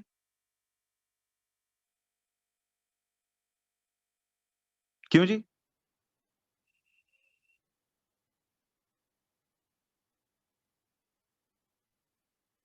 अब मुझे एक बात बताओ, क्या ये ए ई बी सेम लाइन पे पड़े हुए कोलिनियर पॉइंट्स नहीं है? जी बच्चों जरा बताया करो कि रिपीट मैं करूं तो प्रिसाइसली क्या चीज करूं या पूरी बात करूं, बता दिया करें थोड़ा सा, वो भी ताकि मुझे आसानी हो। अच्छा, स्क्रीन ब्लैक हो गई। देखिए मैं ये कह रहा हूं, आपको पहले सवाल समझ आया? कहता है find the speed of the car. ये सारे एफएक्यूज ना बड़े धीमे धीमे, स्लो स्लो आपने चल रहा है, ठीक है जी? Slowly slowly find the speed of the car. मुझे बताएं स्पीड ढूंढनी है व्हेन टी इज 4 सेकेंड्स। आप जरा एक मिनट देखो, देखो टाइम जब 4 सेकेंड्स था तो उस वक्त की स्पीड, वाई एक्सिस पे स्पीड ही प्लॉट हुई हुई है ना। यस नो करना जरा जिनको नहीं समझ आई। टाइम 4 सेकेंड्स पे ये स्पीड वी तलाश करना है। मैंने स्पीड की वैल्यू को वी कह दिया, ठीक है जी? आप इसको टिंकू, सनी, पप्पू जो मर्जी कह दें, बट एक अल्फाबेट दे दो ना। एक्स ना बोलो क्योंकि ये वाई एक्सिस है, वाई एक्सिस पे एक्स का अल्फाबेट बड़ा कंफ्यूज करता है। अच्छा, मैं ये कह रहा था कि अब गौर से देखो, ये ए का नुक्ता, ई का नुक्ता और बी का नुक्ता, ये तीनों कैसे पॉइंट्स हैं? अभी क्या पढ़ के आए कि ये तीनों, बोलो भाई, कोलिनियर पॉइंट्स हैं। अच्छा, कोलिनियर पॉइंट्स हैं, तो मुझे बताओ ए के कोऑर्डिनेट्स तो आपके पास 0,0 आ गए। देखो इधर से देख रहा हूं ना, 0,0। ई के कोऑर्डिनेट्स क्या है? 4, वी। ई के कोऑर्डिनेट्स 4, v होंगे और बी के कोऑर्डिनेट्स हैं 10, 30। क्यों जी, क्लियर हुआ? नाउ टेल मी बच्चों, क्या ये v इन्वॉल्व होने से, यानी हमसे उसने ये स्पीड यानी v की वैल्यू ही मांगी है, अग्रीड? देखिए ये बात आप लोग फिर बार बार कर रहे हैं कि जी फॉर्मूला लगा लें सर, लगा लें यार, कोई इशू नहीं, बट फिलहाल नहीं, अभी तरीका सीखो जो बता रहा हूं। टॉपिकल्स पे आऊंगा ना तो I will tell you shortcuts, फिर ईयरलीज पे जाऊंगा और बेहतरीन शॉर्टकट्स, तसल्ली रखें। फिलहाल करें डिटेल्ड मेथड, बिकॉज अभी आप शॉर्टकटों पे आदत हो गए तो आखिर तक फिर जाके कॉन्सेप्ट ही भूल जाएगा। शॉर्टकट ईयरलीज बेस्ट वक्त होता है शॉर्टकट सीखने का, टॉपिकल्स तक भी लंबे चौड़े तरीके करो ताकि यार ग्रिप अच्छी बैठे। चलिए जी, अब मुझे बताओ बच्चों कि ये ए, ई और बी तीनों कोलिनियर पॉइंट्स हैं। अच्छा, अब जरा एक मिनट देखो, कोलिनियर पॉइंट्स अगर हो तो एकदम आपका दिमाग ट्रिगर करना चाहिए कि कोलिनियर पॉइंट्स में क्या करते हो, बोलो। यस, कि ग्रेडियंट ऑफ ए ई, आपने ये फैक्ट लिखना है कि gradient of A E will be equal to the gradient of A B. इस बात से एग्री करते हो? फिलहाल आपको भी कंफ्यूजन हो रहा था, अब क्लियर है कि ए से ई का ग्रेडियंट और ए से बी का ग्रेडियंट क्या ये इक्वल नहीं होंगे? इक्वल होंगे ना। अब देखो यहां ए और ई का जिक्र हो रहा है तो इधर मैं ए के कोऑर्डिनेट्स 0, 0 और ई के कोऑर्डिनेट्स 4, v लिख देता हूं। You all agree? अच्छा, और इधर ए बी का जिक्र हो रहा है तो मैं इधर ए के कोऑर्डिनेट दोबारा 0, 0 और बी का कोऑर्डिनेट 10, 30 लिख देता हूं। तो ये जो जो कोऑर्डिनेट्स का जिक्र हो रहा है वो इनके नीचे पहले लिखते जाओ। अब ये एक इक्वेशन या एक फैक्ट है ना कि जी कोलिनियर पॉइंट्स में ए से ई के ग्रेडियंट की वैल्यू इक्वल होती है टू ए से बी के ग्रेडियंट की वैल्यू के। तो मैं इसको x1, इसको y1, इसको x2, इसको y2, क्योंकि इधर ग्रेडियंट ऑफ ए ई अलग से ऑपरेट होना है, इधर ग्रेडियंट ऑफ ए बी अलग से ऑपरेट होना है। तो this is x1 y1, this is x2 y2। देखो अब इधर भी ग्रेडियंट का फॉर्मूला अलग से लगाओ, y2 minus y1 over x2 minus x1 equal to के नीचे इक्वल टू। अब इधर भी ग्रेडियंट ऑफ ए बी निकालना है तो इधर ग्रेडियंट का अलग से फॉर्मूला लगाओ। समझ रहे हो? ये दोनों तरफ देखो, इस तरफ भी ग्रेडियंट की वर्किंग, इस तरफ भी ग्रेडियंट की वर्किंग ही चलेगी। अब जरा बताओ, y2 minus y1 is v minus 0 over x2 minus x1 is 4 minus 0। इधर y2 minus y1 is 30 minus 0 और इधर x2 minus x1 is 10 minus 0। तो ये आएगा v minus 0 is v upon 4 minus 0 is 4, 30 minus 0 is 30, 10 minus 0 is 10।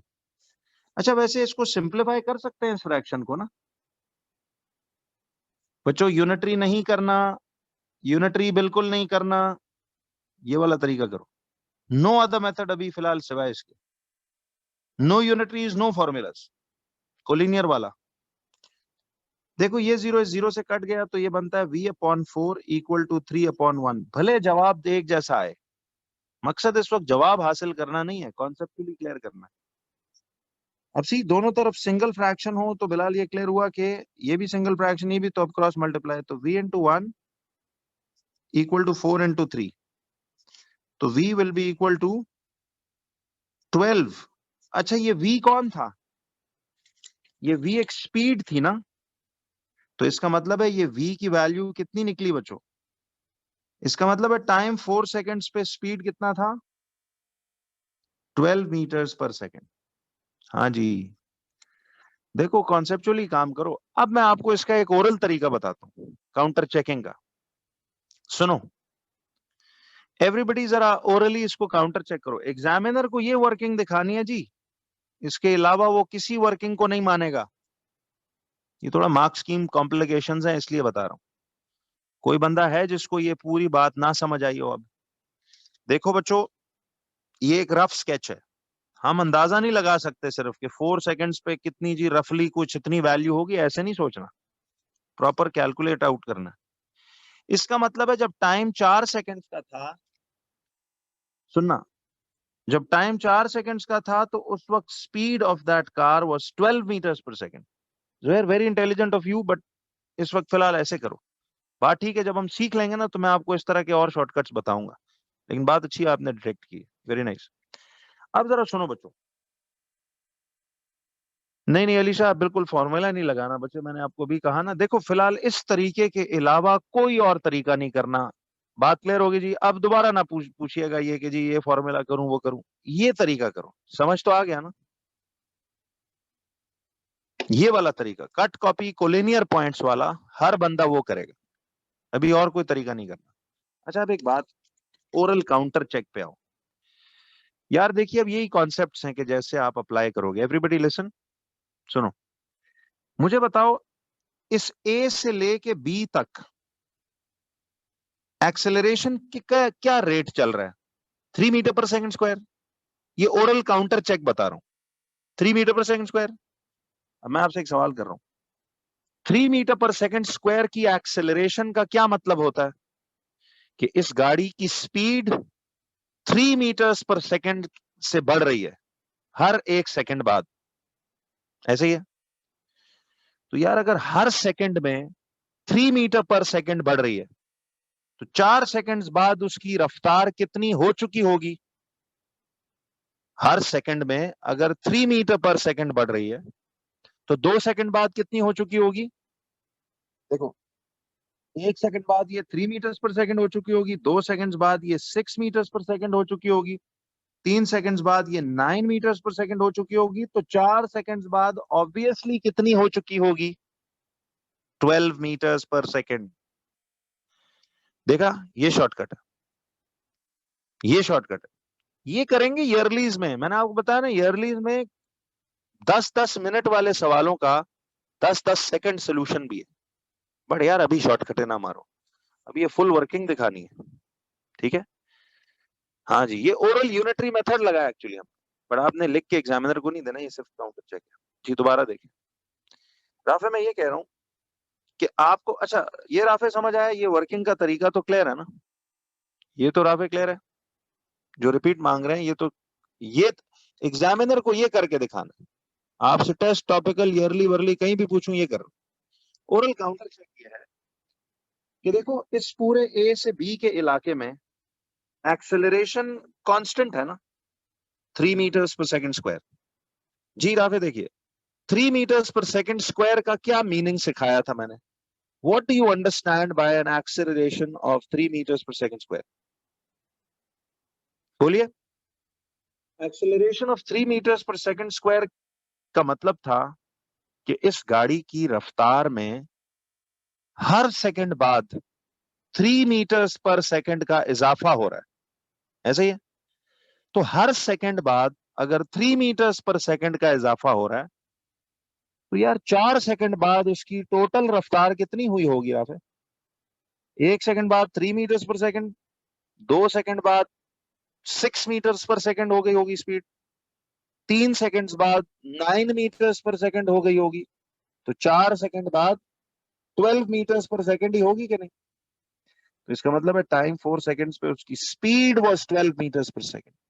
सी, ये oral check है, but आपने working उसको ये फुल करके दिखानी। कोई बंदा है जी अब जिसको ये ना समझ आया हो? काइनेमैटिक्स का सबसे टफेस्ट काम ये है जी, जो अब देखो कितना आसान हो गया।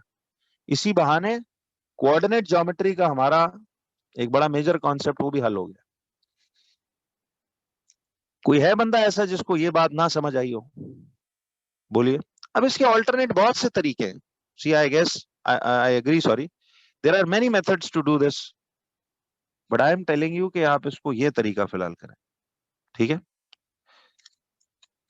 अब जरा बच्चों देखो, तो आपको समझ आई कि स्पीड उसकी, यानी इसने जो क्वेश्चन पूछा था कि टाइम 4 सेकंड्स पे उसकी स्पीड फिर 12 मीटर्स पर सेकंड होगी, यानी जब टाइम 4 सेकंड हो रहा था तो उस वक्त स्पीड उसकी 12 मीटर्स पर सेकंड होगी, ठीक है? यहां तक क्लैरिटी है सबको? अब आ जाइए जरा एक नेक्स्ट पार्ट की तरफ। अब मैं आपसे एक बात और पूछता हूं,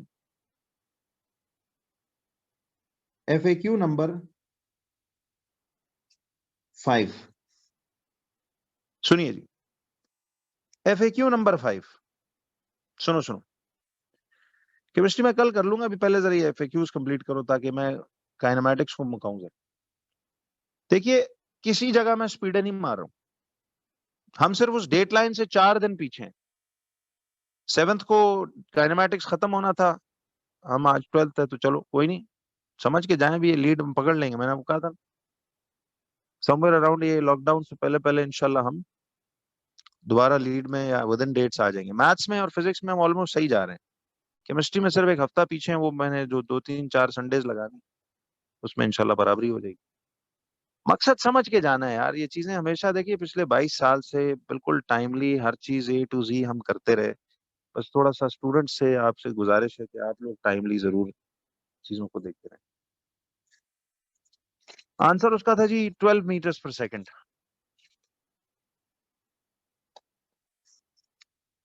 अच्छा, ये काइनेमैटिक्स की डेट तला जरा चेक करना, क्या है, 12th है मेरे ख्याल से, तो 7th नहीं थी। अच्छा, 11 तक है। हाँ चलो, फिर तो हम एक दिन ही, अब आगे आज खत्म हो जाएगा।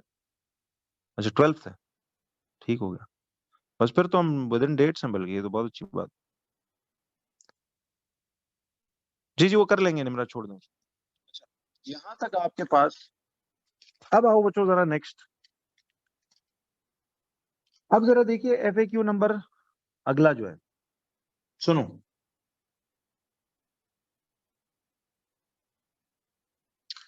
अब वो आपसे कहता है कि जी find the value of T. ये 2 मार्क्स हैं। Find the value of T. अच्छा, टी कौन है इधर? ये स्केच पे ना आपको इधर ये टी दिया हुआ है, ठीक है? सुनना आप जरा, ये टी दिया हुआ है। अच्छा, 12th है तो फिर तो बड़ा टाइमली आज होगी। टी आपने फाइंड करना है। मुझे एक बात बताओ बच्चों, एवरीबॉडी, कहता है जी आपने वैल्यू ऑफ टी फाइंड करनी है। अच्छा बताइए जरा, इस टी की वैल्यू कैसे निकालूंगा? एवरीबॉडी टेल मी जी, टी की वैल्यू अब ये कैसे निकलेगी, ये वाली टी कह रहा है इस टाइम को, ये जो टी है इस टी को। अब जरा पहले इसकी वर्किंग वाला मेथड देखो। नहीं, इसमें कोलिनियर लगाने की जरूरत नहीं है। देखें, मुझे एक बात बताओ बच्चों, हमारे पास ये जो सी का और ये जो डी का पॉइंट है, कोई बता सकता है कि इस सी के कोऑर्डिनेट्स क्या होंगे? एक मिनट पहले मुझे ये बताओ, इस सी के कोऑर्डिनेट्स क्या होंगे? इस सी के कोऑर्डिनेट्स हैं 30, 30, ऐसा ही है। तो सी के कोऑर्डिनेट्स हैं 30, 30। सी के कोऑर्डिनेट्स हैं देखिए 30, 30। You all agree? और इस डी के कोऑर्डिनेट्स क्या हैं? कोई बता सकता है कि डी के कोऑर्डिनेट्स क्या होंगे? यस, डी के कोऑर्डिनेट्स हैं देखो T, 0। इस डी के कोऑर्डिनेट्स हैं T, 0। भूल गए चंद लोग? इसके कोऑर्डिनेट्स देखो, x इधर, x की वैल्यू तो ये t की वैल्यू है ना, और y कोऑर्डिनेट 0 है। तो इस d के कोऑर्डिनेट्स हैं T, 0। ये T, 0 लिख सकता हूं। और गौर से बताना जरा, आप सुन के सवाल समझना पहले। आपको क्वेश्चन के अंदर बच्चों इस सेक्शन ऑफ द ग्राफ का डीसेलरेशन गिवन था ना? सुनना, 1 मिनट। देखिए, फिर आप आ गए उस बात पे कि जी एक्सेलरेशन का फॉर्मूला नहीं लगा सकते। भाई एक बार क्लियर किया ना कि आपने अभी फिलहाल वो तरीके करने हैं जो अब बता रहा हूं, बाद में देखेंगे इसको कि और क्या क्या तरीके हो सकते हैं। ठीक है, अभी फिलहाल कीप इट मैथमेटिकल। बताइए बच्चों, सुनो, मुझे बताओ, इस पोर्शन ऑफ द ग्राफ का जो डिसेलरेशन वैल्यू है वो तो हमें गिवन है 5 मीटर पर सेकेंड स्क्वायर। तो एक बात बताओ, एक मिनट जरा ध्यान से बताना, ये डिसेलरेशन की जो वैल्यू है वो इस पोर्शन की क्या है? इस सीडी पोर्शन की लंबाई है, या इसका ग्रेडियंट है, या इसका क्या चीज है?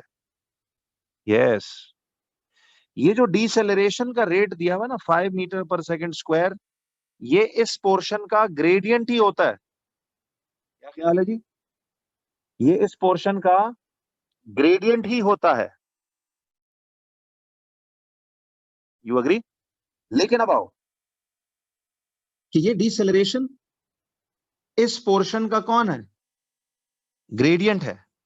लेकिन बच्चों जरा अब सुनना, ये वो सेकंड टू फोर्थ क्वाड्रेंट वाली लाइन है, ये तो सेकंड से फोर्थ क्वाड्रेंट वाली लाइन है। इसने बेशक इसके साथ साइन ना डाला हो, बट आपको पता है कि ये सेकंड से फोर्थ क्वाड्रेंट वाली लाइन का ग्रेडियंट कितना होता है? पॉजिटिव होता है या नेगेटिव? बोलो। नेगेटिव होता है। तो आप इसे खुद -5 मीटर्स पर सेकेंड, यानी ये माइनस का साइन इसके साथ लगाना इज मस्ट। इसके बगैर किया तो जवाब गलत आएगा। ये वो डाले ना डाले, आप इसके साथ बाद में ये माइनस का साइन जरूर पुट करें, क्योंकि ये नेगेटिव ग्रेडियंट की लाइन है सीडी। देखिए ये second to fourth, second quadrant से फोर्थ क्वाड्रेंट जो लाइन जाती है उसका ग्रेडियंट क्या होता है? अयान बताइए जरा, सेकंड से फोर्थ क्वाड्रेंट वाली लाइन मैंने क्या समझाया था? उसका ग्रेडियंट नेगेटिव होता है ना। तो आप खुद मान रहे हो कि ये डिसेलरेशन की value is actually the gradient of this line C D. Ayaan मानते हो ये कि इस डिसेलरेशन की ये वैल्यू इस सी डी का ग्रेडियंट है ना? तो ग्रेडियंट तो फिर पॉजिटिव तो नहीं होता, सी डी टाइप लाइन का ग्रेडियंट तो नेगेटिव होता है। तो इसलिए माइनस मैंने खुद से लगाया साथ। अब जरा बताओ यार बच्चों, इस पोर्शन का ग्रेडियंट पता है हमें, सी के कोऑर्डिनेट्स पता है, डी के कोऑर्डिनेट में से एक पता है, एक अननोन है। वो अननोन तलाश कर सकते हो आप सब्जेक्ट मेकिंग से? बोलिए। क्यों जी?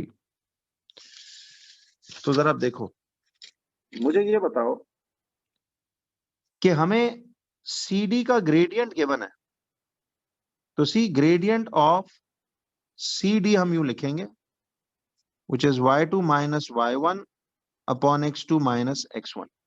You agree? नहीं, कोलिनियर इस पे नहीं लगाए क्योंकि 2 पॉइंट्स है ना। कोलिनियर तो तब लगता जब उस पे 3 पॉइंट्स निकल आए। अब तो कोलिनियर नहीं लगाना। अच्छा एक बात बताइए, ग्रेडियंट ऑफ सी डी की जगह तो मैं अब क्या लिख दूंगा? अच्छा आप पूछ रहे हो जी कि,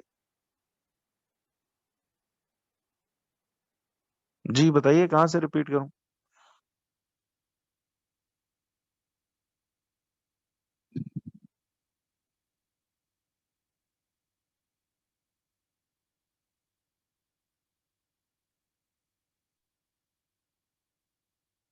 देखिए जी, आप कह रहे हो कि ये ग्रेडियंट के साथ नेगेटिव क्यों डाला। मुझे एक बात बताओ, पुरानी बातें भूल जाते हो ना। ये सीडी की लाइन जरा बताइए बच्चों, ये किस से किस क्वाड्रेंट को नूर जा रही है ये लाइन? ये सीडी की लाइन किस से किस क्वाड्रेंट को जा रही है?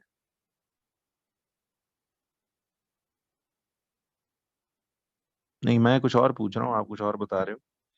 मैं कह रहा हूँ ये सीडी की लाइन किस से किस क्वाड्रेंट को जा रही है? आपने नूर ये मेरे साथ बातें की हुई हैं पहले कि,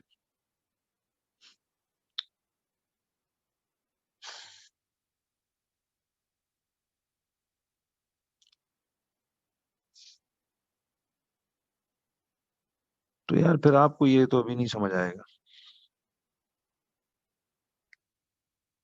ये रिकवरी क्लासेस वाले लेक्चर्स ले लो, देखें।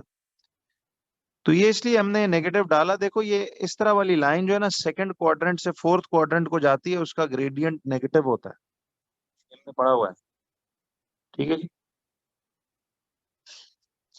ऐसी लाइन का ग्रेडियंट पॉजिटिव होता है, और इस लाइन का ग्रेडियंट नेगेटिव होता है, इसलिए नेगेटिव साथ डाला है।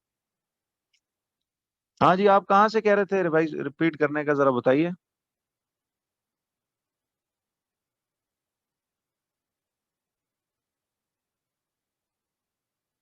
बोलो भाई। देखो उसने कहा था कि find the value of T, मैं ये कह रहा हूँ कि इस टी की वैल्यू तलाश करनी है, जरा जरा सुन लो दोबारा। ये सी से लेके डी तक की जो लाइन है, इसमें सी के कोऑर्डिनेट्स क्या थे? 30, देखो 30, 30। सी के कोऑर्डिनेट समझ आए? 30, 30। ठीक है जी। और ये डी के कोऑर्डिनेट्स क्या होगा? यार इस तरह ना किया करो, एक बार पूछते हो समझा दें, फिर कहते हो समझ आ गई, ये कैसे, मतलब कुछ समझ नहीं लगी मुझे। जानना छुड़ाया करें, समझें इसको। देखिए सी के कोऑर्डिनेट्स हैं 30, 30। तो सी के कोऑर्डिनेट्स हैं 30, 30। ठीक। और डी के कोऑर्डिनेट्स क्या हैं? T, 0। डी के कोऑर्डिनेट्स हैं T, 0। बात समझ आई? T, 0। ये बात समझ आई? और गौर कीजिए, इस सी से लेके डी तक का क्वेश्चन में ही ये डीसेलरेशन की वैल्यू गिवन थी ना, 5 metre per second square, start में याद है? बोलो यस नो।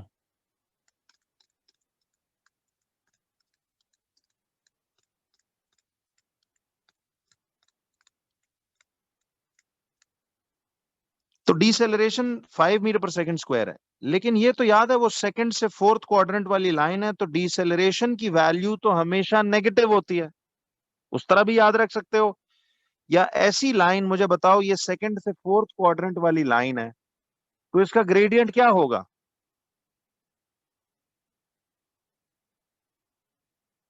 यार मैं रिक्वेस्ट कर रहा हूँ, जो लोग आप पूछते हो ना कि सर ये नहीं समझ आई, बच्चे आपसे पूछ रहा हूँ कि इसका क्या जवाब होगा। आप लोग चुप रहते हो, बाकी बेचारे ठकाठक जवाब दे रहे होते हैं, तो फिर पूछ क्यों रहे हो यार, अगर जवाब ही नहीं देना तो।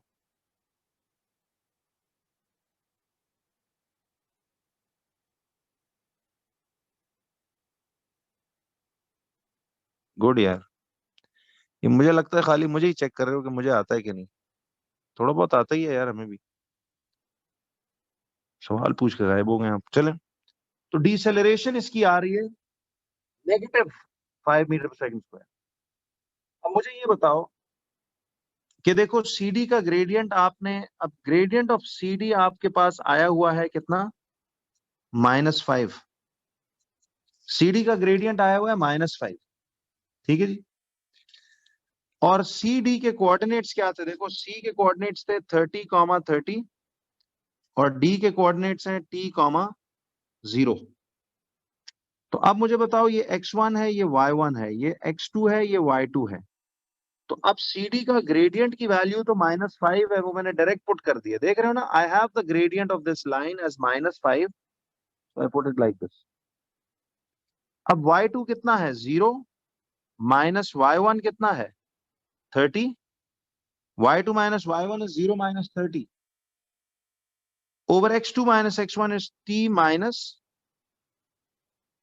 x1 is 30। क्यों जी? अब जरा बताइए कि इससे आगे तो सॉल्व करना आता है ना? क्या अब ये अननोन t ढूंढ सकते हो? देखो ये आ रहा है -5 equal to 0 minus 30 is -30 over t -30। तो मुझे एक बात बताएं कि देखो इक्वेशंस में इधर भी सिंगल फ्रैक्शन और इस तरफ भी सिंगल फ्रैक्शन, तो जब दोनों साइडों पे सिंगल फ्रैक्शन रह जाए तो it is time to what? Cross multiply. तो ये आएगा -5 into T-30 is equal to 1 into -30। ठीक है। तो अब ये आएगा -5T, see -5T plus 30 into 5 is 150 equal to -30। ठीक है जी। ये क्लियर है?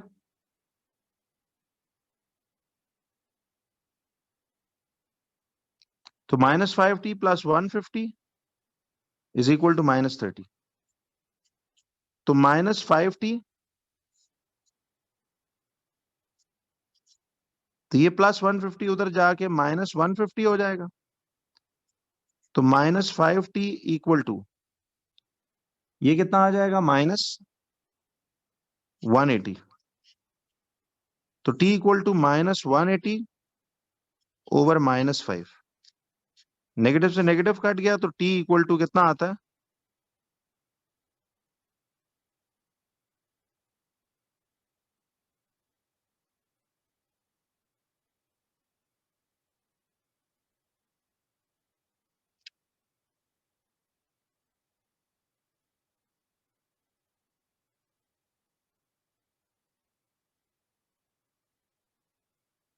तो देखो 36 सेकेंड्स का टाइम ये यूं आ रहा है। हाँ जी, बताइए क्या चीज नहीं समझ आई। ये कदू का बंदा क्या कह रहा है जी, क्या चीज नहीं समझ आई, बोलिए जरा, मैं आपको वो वहां से समझाता हूँ।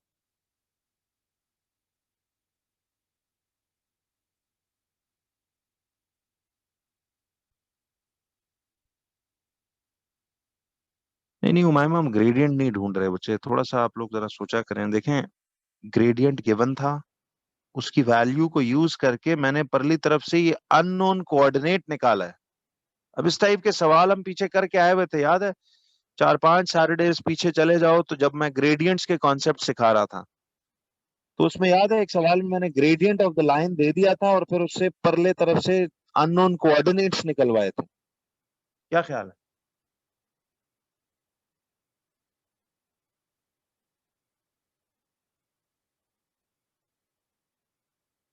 क्यों जी? ये वीडियो बंद करो यार। समझ आई? तो देखें, ग्रेडियंट मैंने इसकी जगह लिखा और सीडी के जरिए मैंने इस अननोन टी को इन्वॉल्व किया और वहां से इस टी की वैल्यू निकाली। जी, डीसेलरेशन शिजा इज ऑलवेज नेगेटिव, क्योंकि डीसेलरेशन नेगेटिव होती है ना। सीडी ग्रेडियंट इसका देखो सेकंड टू फोर्थ क्वाड्रेंट है, तो इसकी वैल्यू के साथ नेगेटिव पुट करना मस्ट है। ठीक है, अच्छा जी। तो इसका मतलब है कि ये जो टाइम टी था इधर,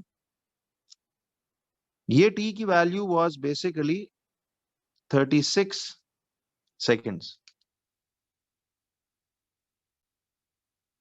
हाँ, अब आप पूछ रहे हो व्हाई इज नॉट -36, बिकॉज देखिए, इसीलिए तो जब नेगेटिव ग्रेडियंट लोगे तो जवाब खुद ब खुद एंड पे पॉजिटिव आएगा, because see it can not be -36, it is +36। तो कैलकुलेशन आपके सामने है, ये देख लो। क्यों जी? जी, इसीलिए शुरू में ही ना आप इधर आपको डाल लेना चाहिए था डिसेलरेशन के साथ माइनस का साइन, स्टार्ट में ही आप डाल लेते। ठीक है, ताकि इधर भी फिर पुट कर सकें। बताइए जी, आपको समझ आई कि कैसे? अब देखो, क्योंकि हमारे पास सीडी पोर्शन का ग्रेडियंट अवेलेबल था, वो मैंने सीडी की ग्रेडियंट की जगह वैल्यू लिख ली और सीडी के ग्रेडियंट की वैल्यू से फिर ये अननोन टी इन्वॉल्व हुआ। सिंपल अलजेब्रा जैसे करते करते टी का जवाब निकल आया। क्यों जी, समझ में आई बात? अच्छा, अब जरा 1 मिनट रुको। अब आ जाइए इसके FAQ नंबर 6 पे। नहीं जी, बस नहीं, अभी जरा रुको, काम की बात अब आई है। अब वो कहता है कि find the distance, find the total distance traveled by the car during this journey. Total distance traveled by the car during this journey. तो बच्चों बताइए, टोटल डिस्टेंस ट्रैवल्ड कैसे निकालेंगे? आप इधर देखो, मुझे एक बात बताओ, ये ग्राफ का टॉप देखो, डिस्टेंस ट्रेवल्ड चाहिए तो हमें ग्रेडियंट निकालना पड़ेगा या area under the graph? Yes, area under the graph. देखो स्पीड वर्सेस टाइम ग्राफ बना हो, स्पीड, देखिए स्पीड वर्सेस टाइम ग्राफ हो तो एरिया अंडर द ग्राफ हमें डिस्टेंस ट्रेवल्ड देता है। तो आपको अगर टोटल डिस्टेंस चाहिए, total distance travelled by the car during this journey, तो आप क्या करोगे? देखिए आपको डिस्टेंस ट्रेवल्ड चाहिए, तो डिस्टेंस ट्रेवल्ड के लिए आपको एरिया अंडर द ग्राफ ये निकालना पड़ेगा, एरिया अंडर ग्राफ। ठीक है, अब मुझे ये बताओ कि एरिया अंडर ग्राफ जो है वो कैसे निकाला जाए। इधर देखें, एरिया अंडर द ग्राफ क्या है, इधर देखो। नहीं, ट्रेपीजियम से बेहतर है, आपने हमेशा आज से ना इसको यूं निकालना है। ये जो एरिया अंडर द ग्राफ है, इस पोर्शन को मैं D1 कह लेता हूं, यानी डिस्टेंस 1। ये जो रेक्टेंगल है इसको मैं D2 कह लेता हूं, और फिर ये जो ट्रायंगल है इसको मैं D3 कह लेता हूं। तो वो जो पिछले T का जवाब था वो उसको यहां छापो। ठीक है, तो बेसिकली बच्चों मुझे बताइए कि अब अगर मैं D1 plus D2 plus D3 तीनों का डिस्टेंस निकाल लूं तो टोटल डिस्टेंस नहीं आ जाएगा? क्या ख्याल है? देखो ये जो पूरा ये जो एरिया ऑफ ट्रायंगल है, एरिया अंडर ग्राफ यही बनता है ना। ये डिस्टेंस निकाल लूं, ठीक है जी, एक ये डिस्टेंस निकाल लूं, तो पहले अलग से चलो D1 अलग से निकाल लेते हैं। मुझे बताओ ये D1 एक कौन सी शेप है, बोले जरा। ये D1 कौन सी शेप है? ट्रायंगल है। तो ट्रायंगल का एरिया का फॉर्मूला क्या आता है? Half into base into height. मुझे बताएं बच्चों कि इसकी हाफ की जगह हाफ आ गया, बेस कितनी है इस ट्रायंगल की? बेस, ये पूरी बेस कहलाएगी, हाउ मच इज दिस? 10। तो बेस 10 हो गई, और ये पूरा फासला जो है इस ट्रायंगल की हाइट है। तो ये कितना है बोलो? 30। देखो ये इसकी हाइट है, तो ये यहां तक बेसिकली ये पूरा गैप 30 बनता है। समझ आई? तो गौर करो, ये 2 1 टाइम्स और 2 5 टाइम्स, तो ये कितना बन जाता है? 30 इंटू 5 इज 150 मीटर्स। तो D1 यानी डिस्टेंस 1 जो है वो 150 मीटर्स होगा। ठीक, अब हमें D2 चाहिए। D2 यानी डिस्टेंस 2 जो है, ये डिस्टेंस 2 इसका कितना होगा? देखो D2 is length into breadth. ठीक है, D2 is length into breadth. तो मुझे एक बात बताइए, इसकी लेंथ कितनी है? ये 10 से 30 तक 20, ये लेंथ है 20, और ब्रेड्थ कितनी है? ये 30 में आ जाएगा। देखो इस रेक्टेंगुलर शेप की, इस रेक्टेंगुलर शेप की, ये भी तो एरिया अंडर द ग्राफ है ना। इसकी लंबाई कितनी है 10 से 30 तक? ये 20। देखो ना, 30 से 10 तक का गैप है, 20 आता है। ये 30 माइनस 10 यानी 20 लेंथ है और 30 ब्रेड्थ है। तो ये कितना आ गया? 600 मीटर्स। ये D2 आ गया। क्या ख्याल है? देखिए D1 जो है ट्रायंगल है ना, तो हदी देखो हाफ इंटू बेस कितनी है इसकी? ये बेस होती है, ये 10 ले लेंगे, और ये उसकी हाइट होगी। तो फॉर्मूला एरिया ट्रायंगल के एरिया का half into base into height. Base उसकी 10 थी और हाइट उसकी 30 है, तो हाफ इंटू 10 इंटू 30। तो ये आ गया ऐसे। अब जरा देखिए D3 क्या है, सुनना, मुझे बताओ D3 किस किस्म की शेप है? सी D3 is also a triangle, ठीक है? तो D3 जो है वो भी ट्रायंगल है, तो उसका area half into base into height से निकलेगा। अब ये दो ही फॉर्मूलाज हैं, याद रखें फिलहाल, ये मेंसुरेशन में इंप्रूव के साथ करेंगे। तो half into base into height है। मुझे बताओ इसकी बेस कितनी है? देखो ये इस ट्रायंगल की बेस कितनी होगी? ये 36 की वैल्यू है ना, तो 30 से 36 तक कितना बनता है? ये 6 बनता है। तो हाफ इंटू 6 इंटू इसकी हाइट कितनी है?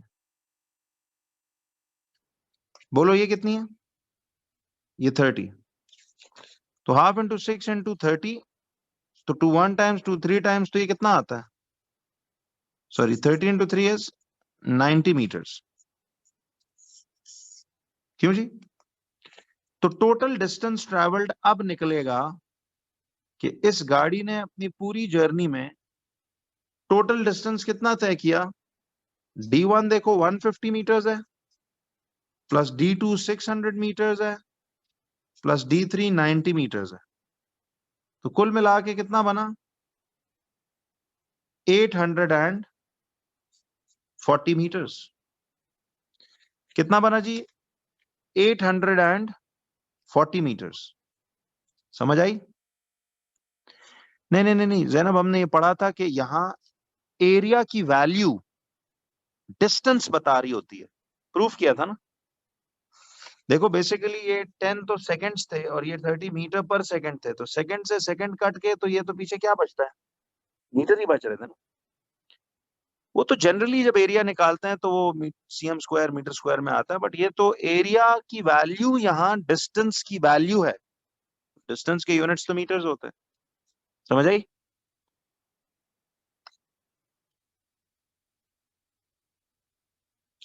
चाह पूछ रहे हो 6 कैसे मिला? मुझे बताओ, ये टी की वैल्यू 36 आई थी ना लाला, देखें तो इस ट्रायंगल की, देखो दिस इज द ट्रायंगल, इस ट्रायंगल की बेस जो थी ये 30 से 36 तक कितनी बनती है? अब समझ आई? दिस इज द बेस, तो 30 to 36 is 36 minus 30, यानी 6 is the base and 30 is the height. Last एक एफएक्यू बच्चों इसका इसी से कनेक्टेड है, ताकि ये काइनेमैटिक्स का काम तो खत्म हो। एफएक्यू नंबर 7 है कि फाइंड द एवरेज स्पीड। कहता है फाइंड द एवरेज स्पीड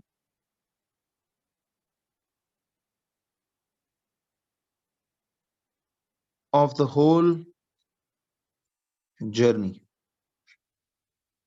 ठीक है जी, average speed of the whole journey आपने अब ये निकालनी है।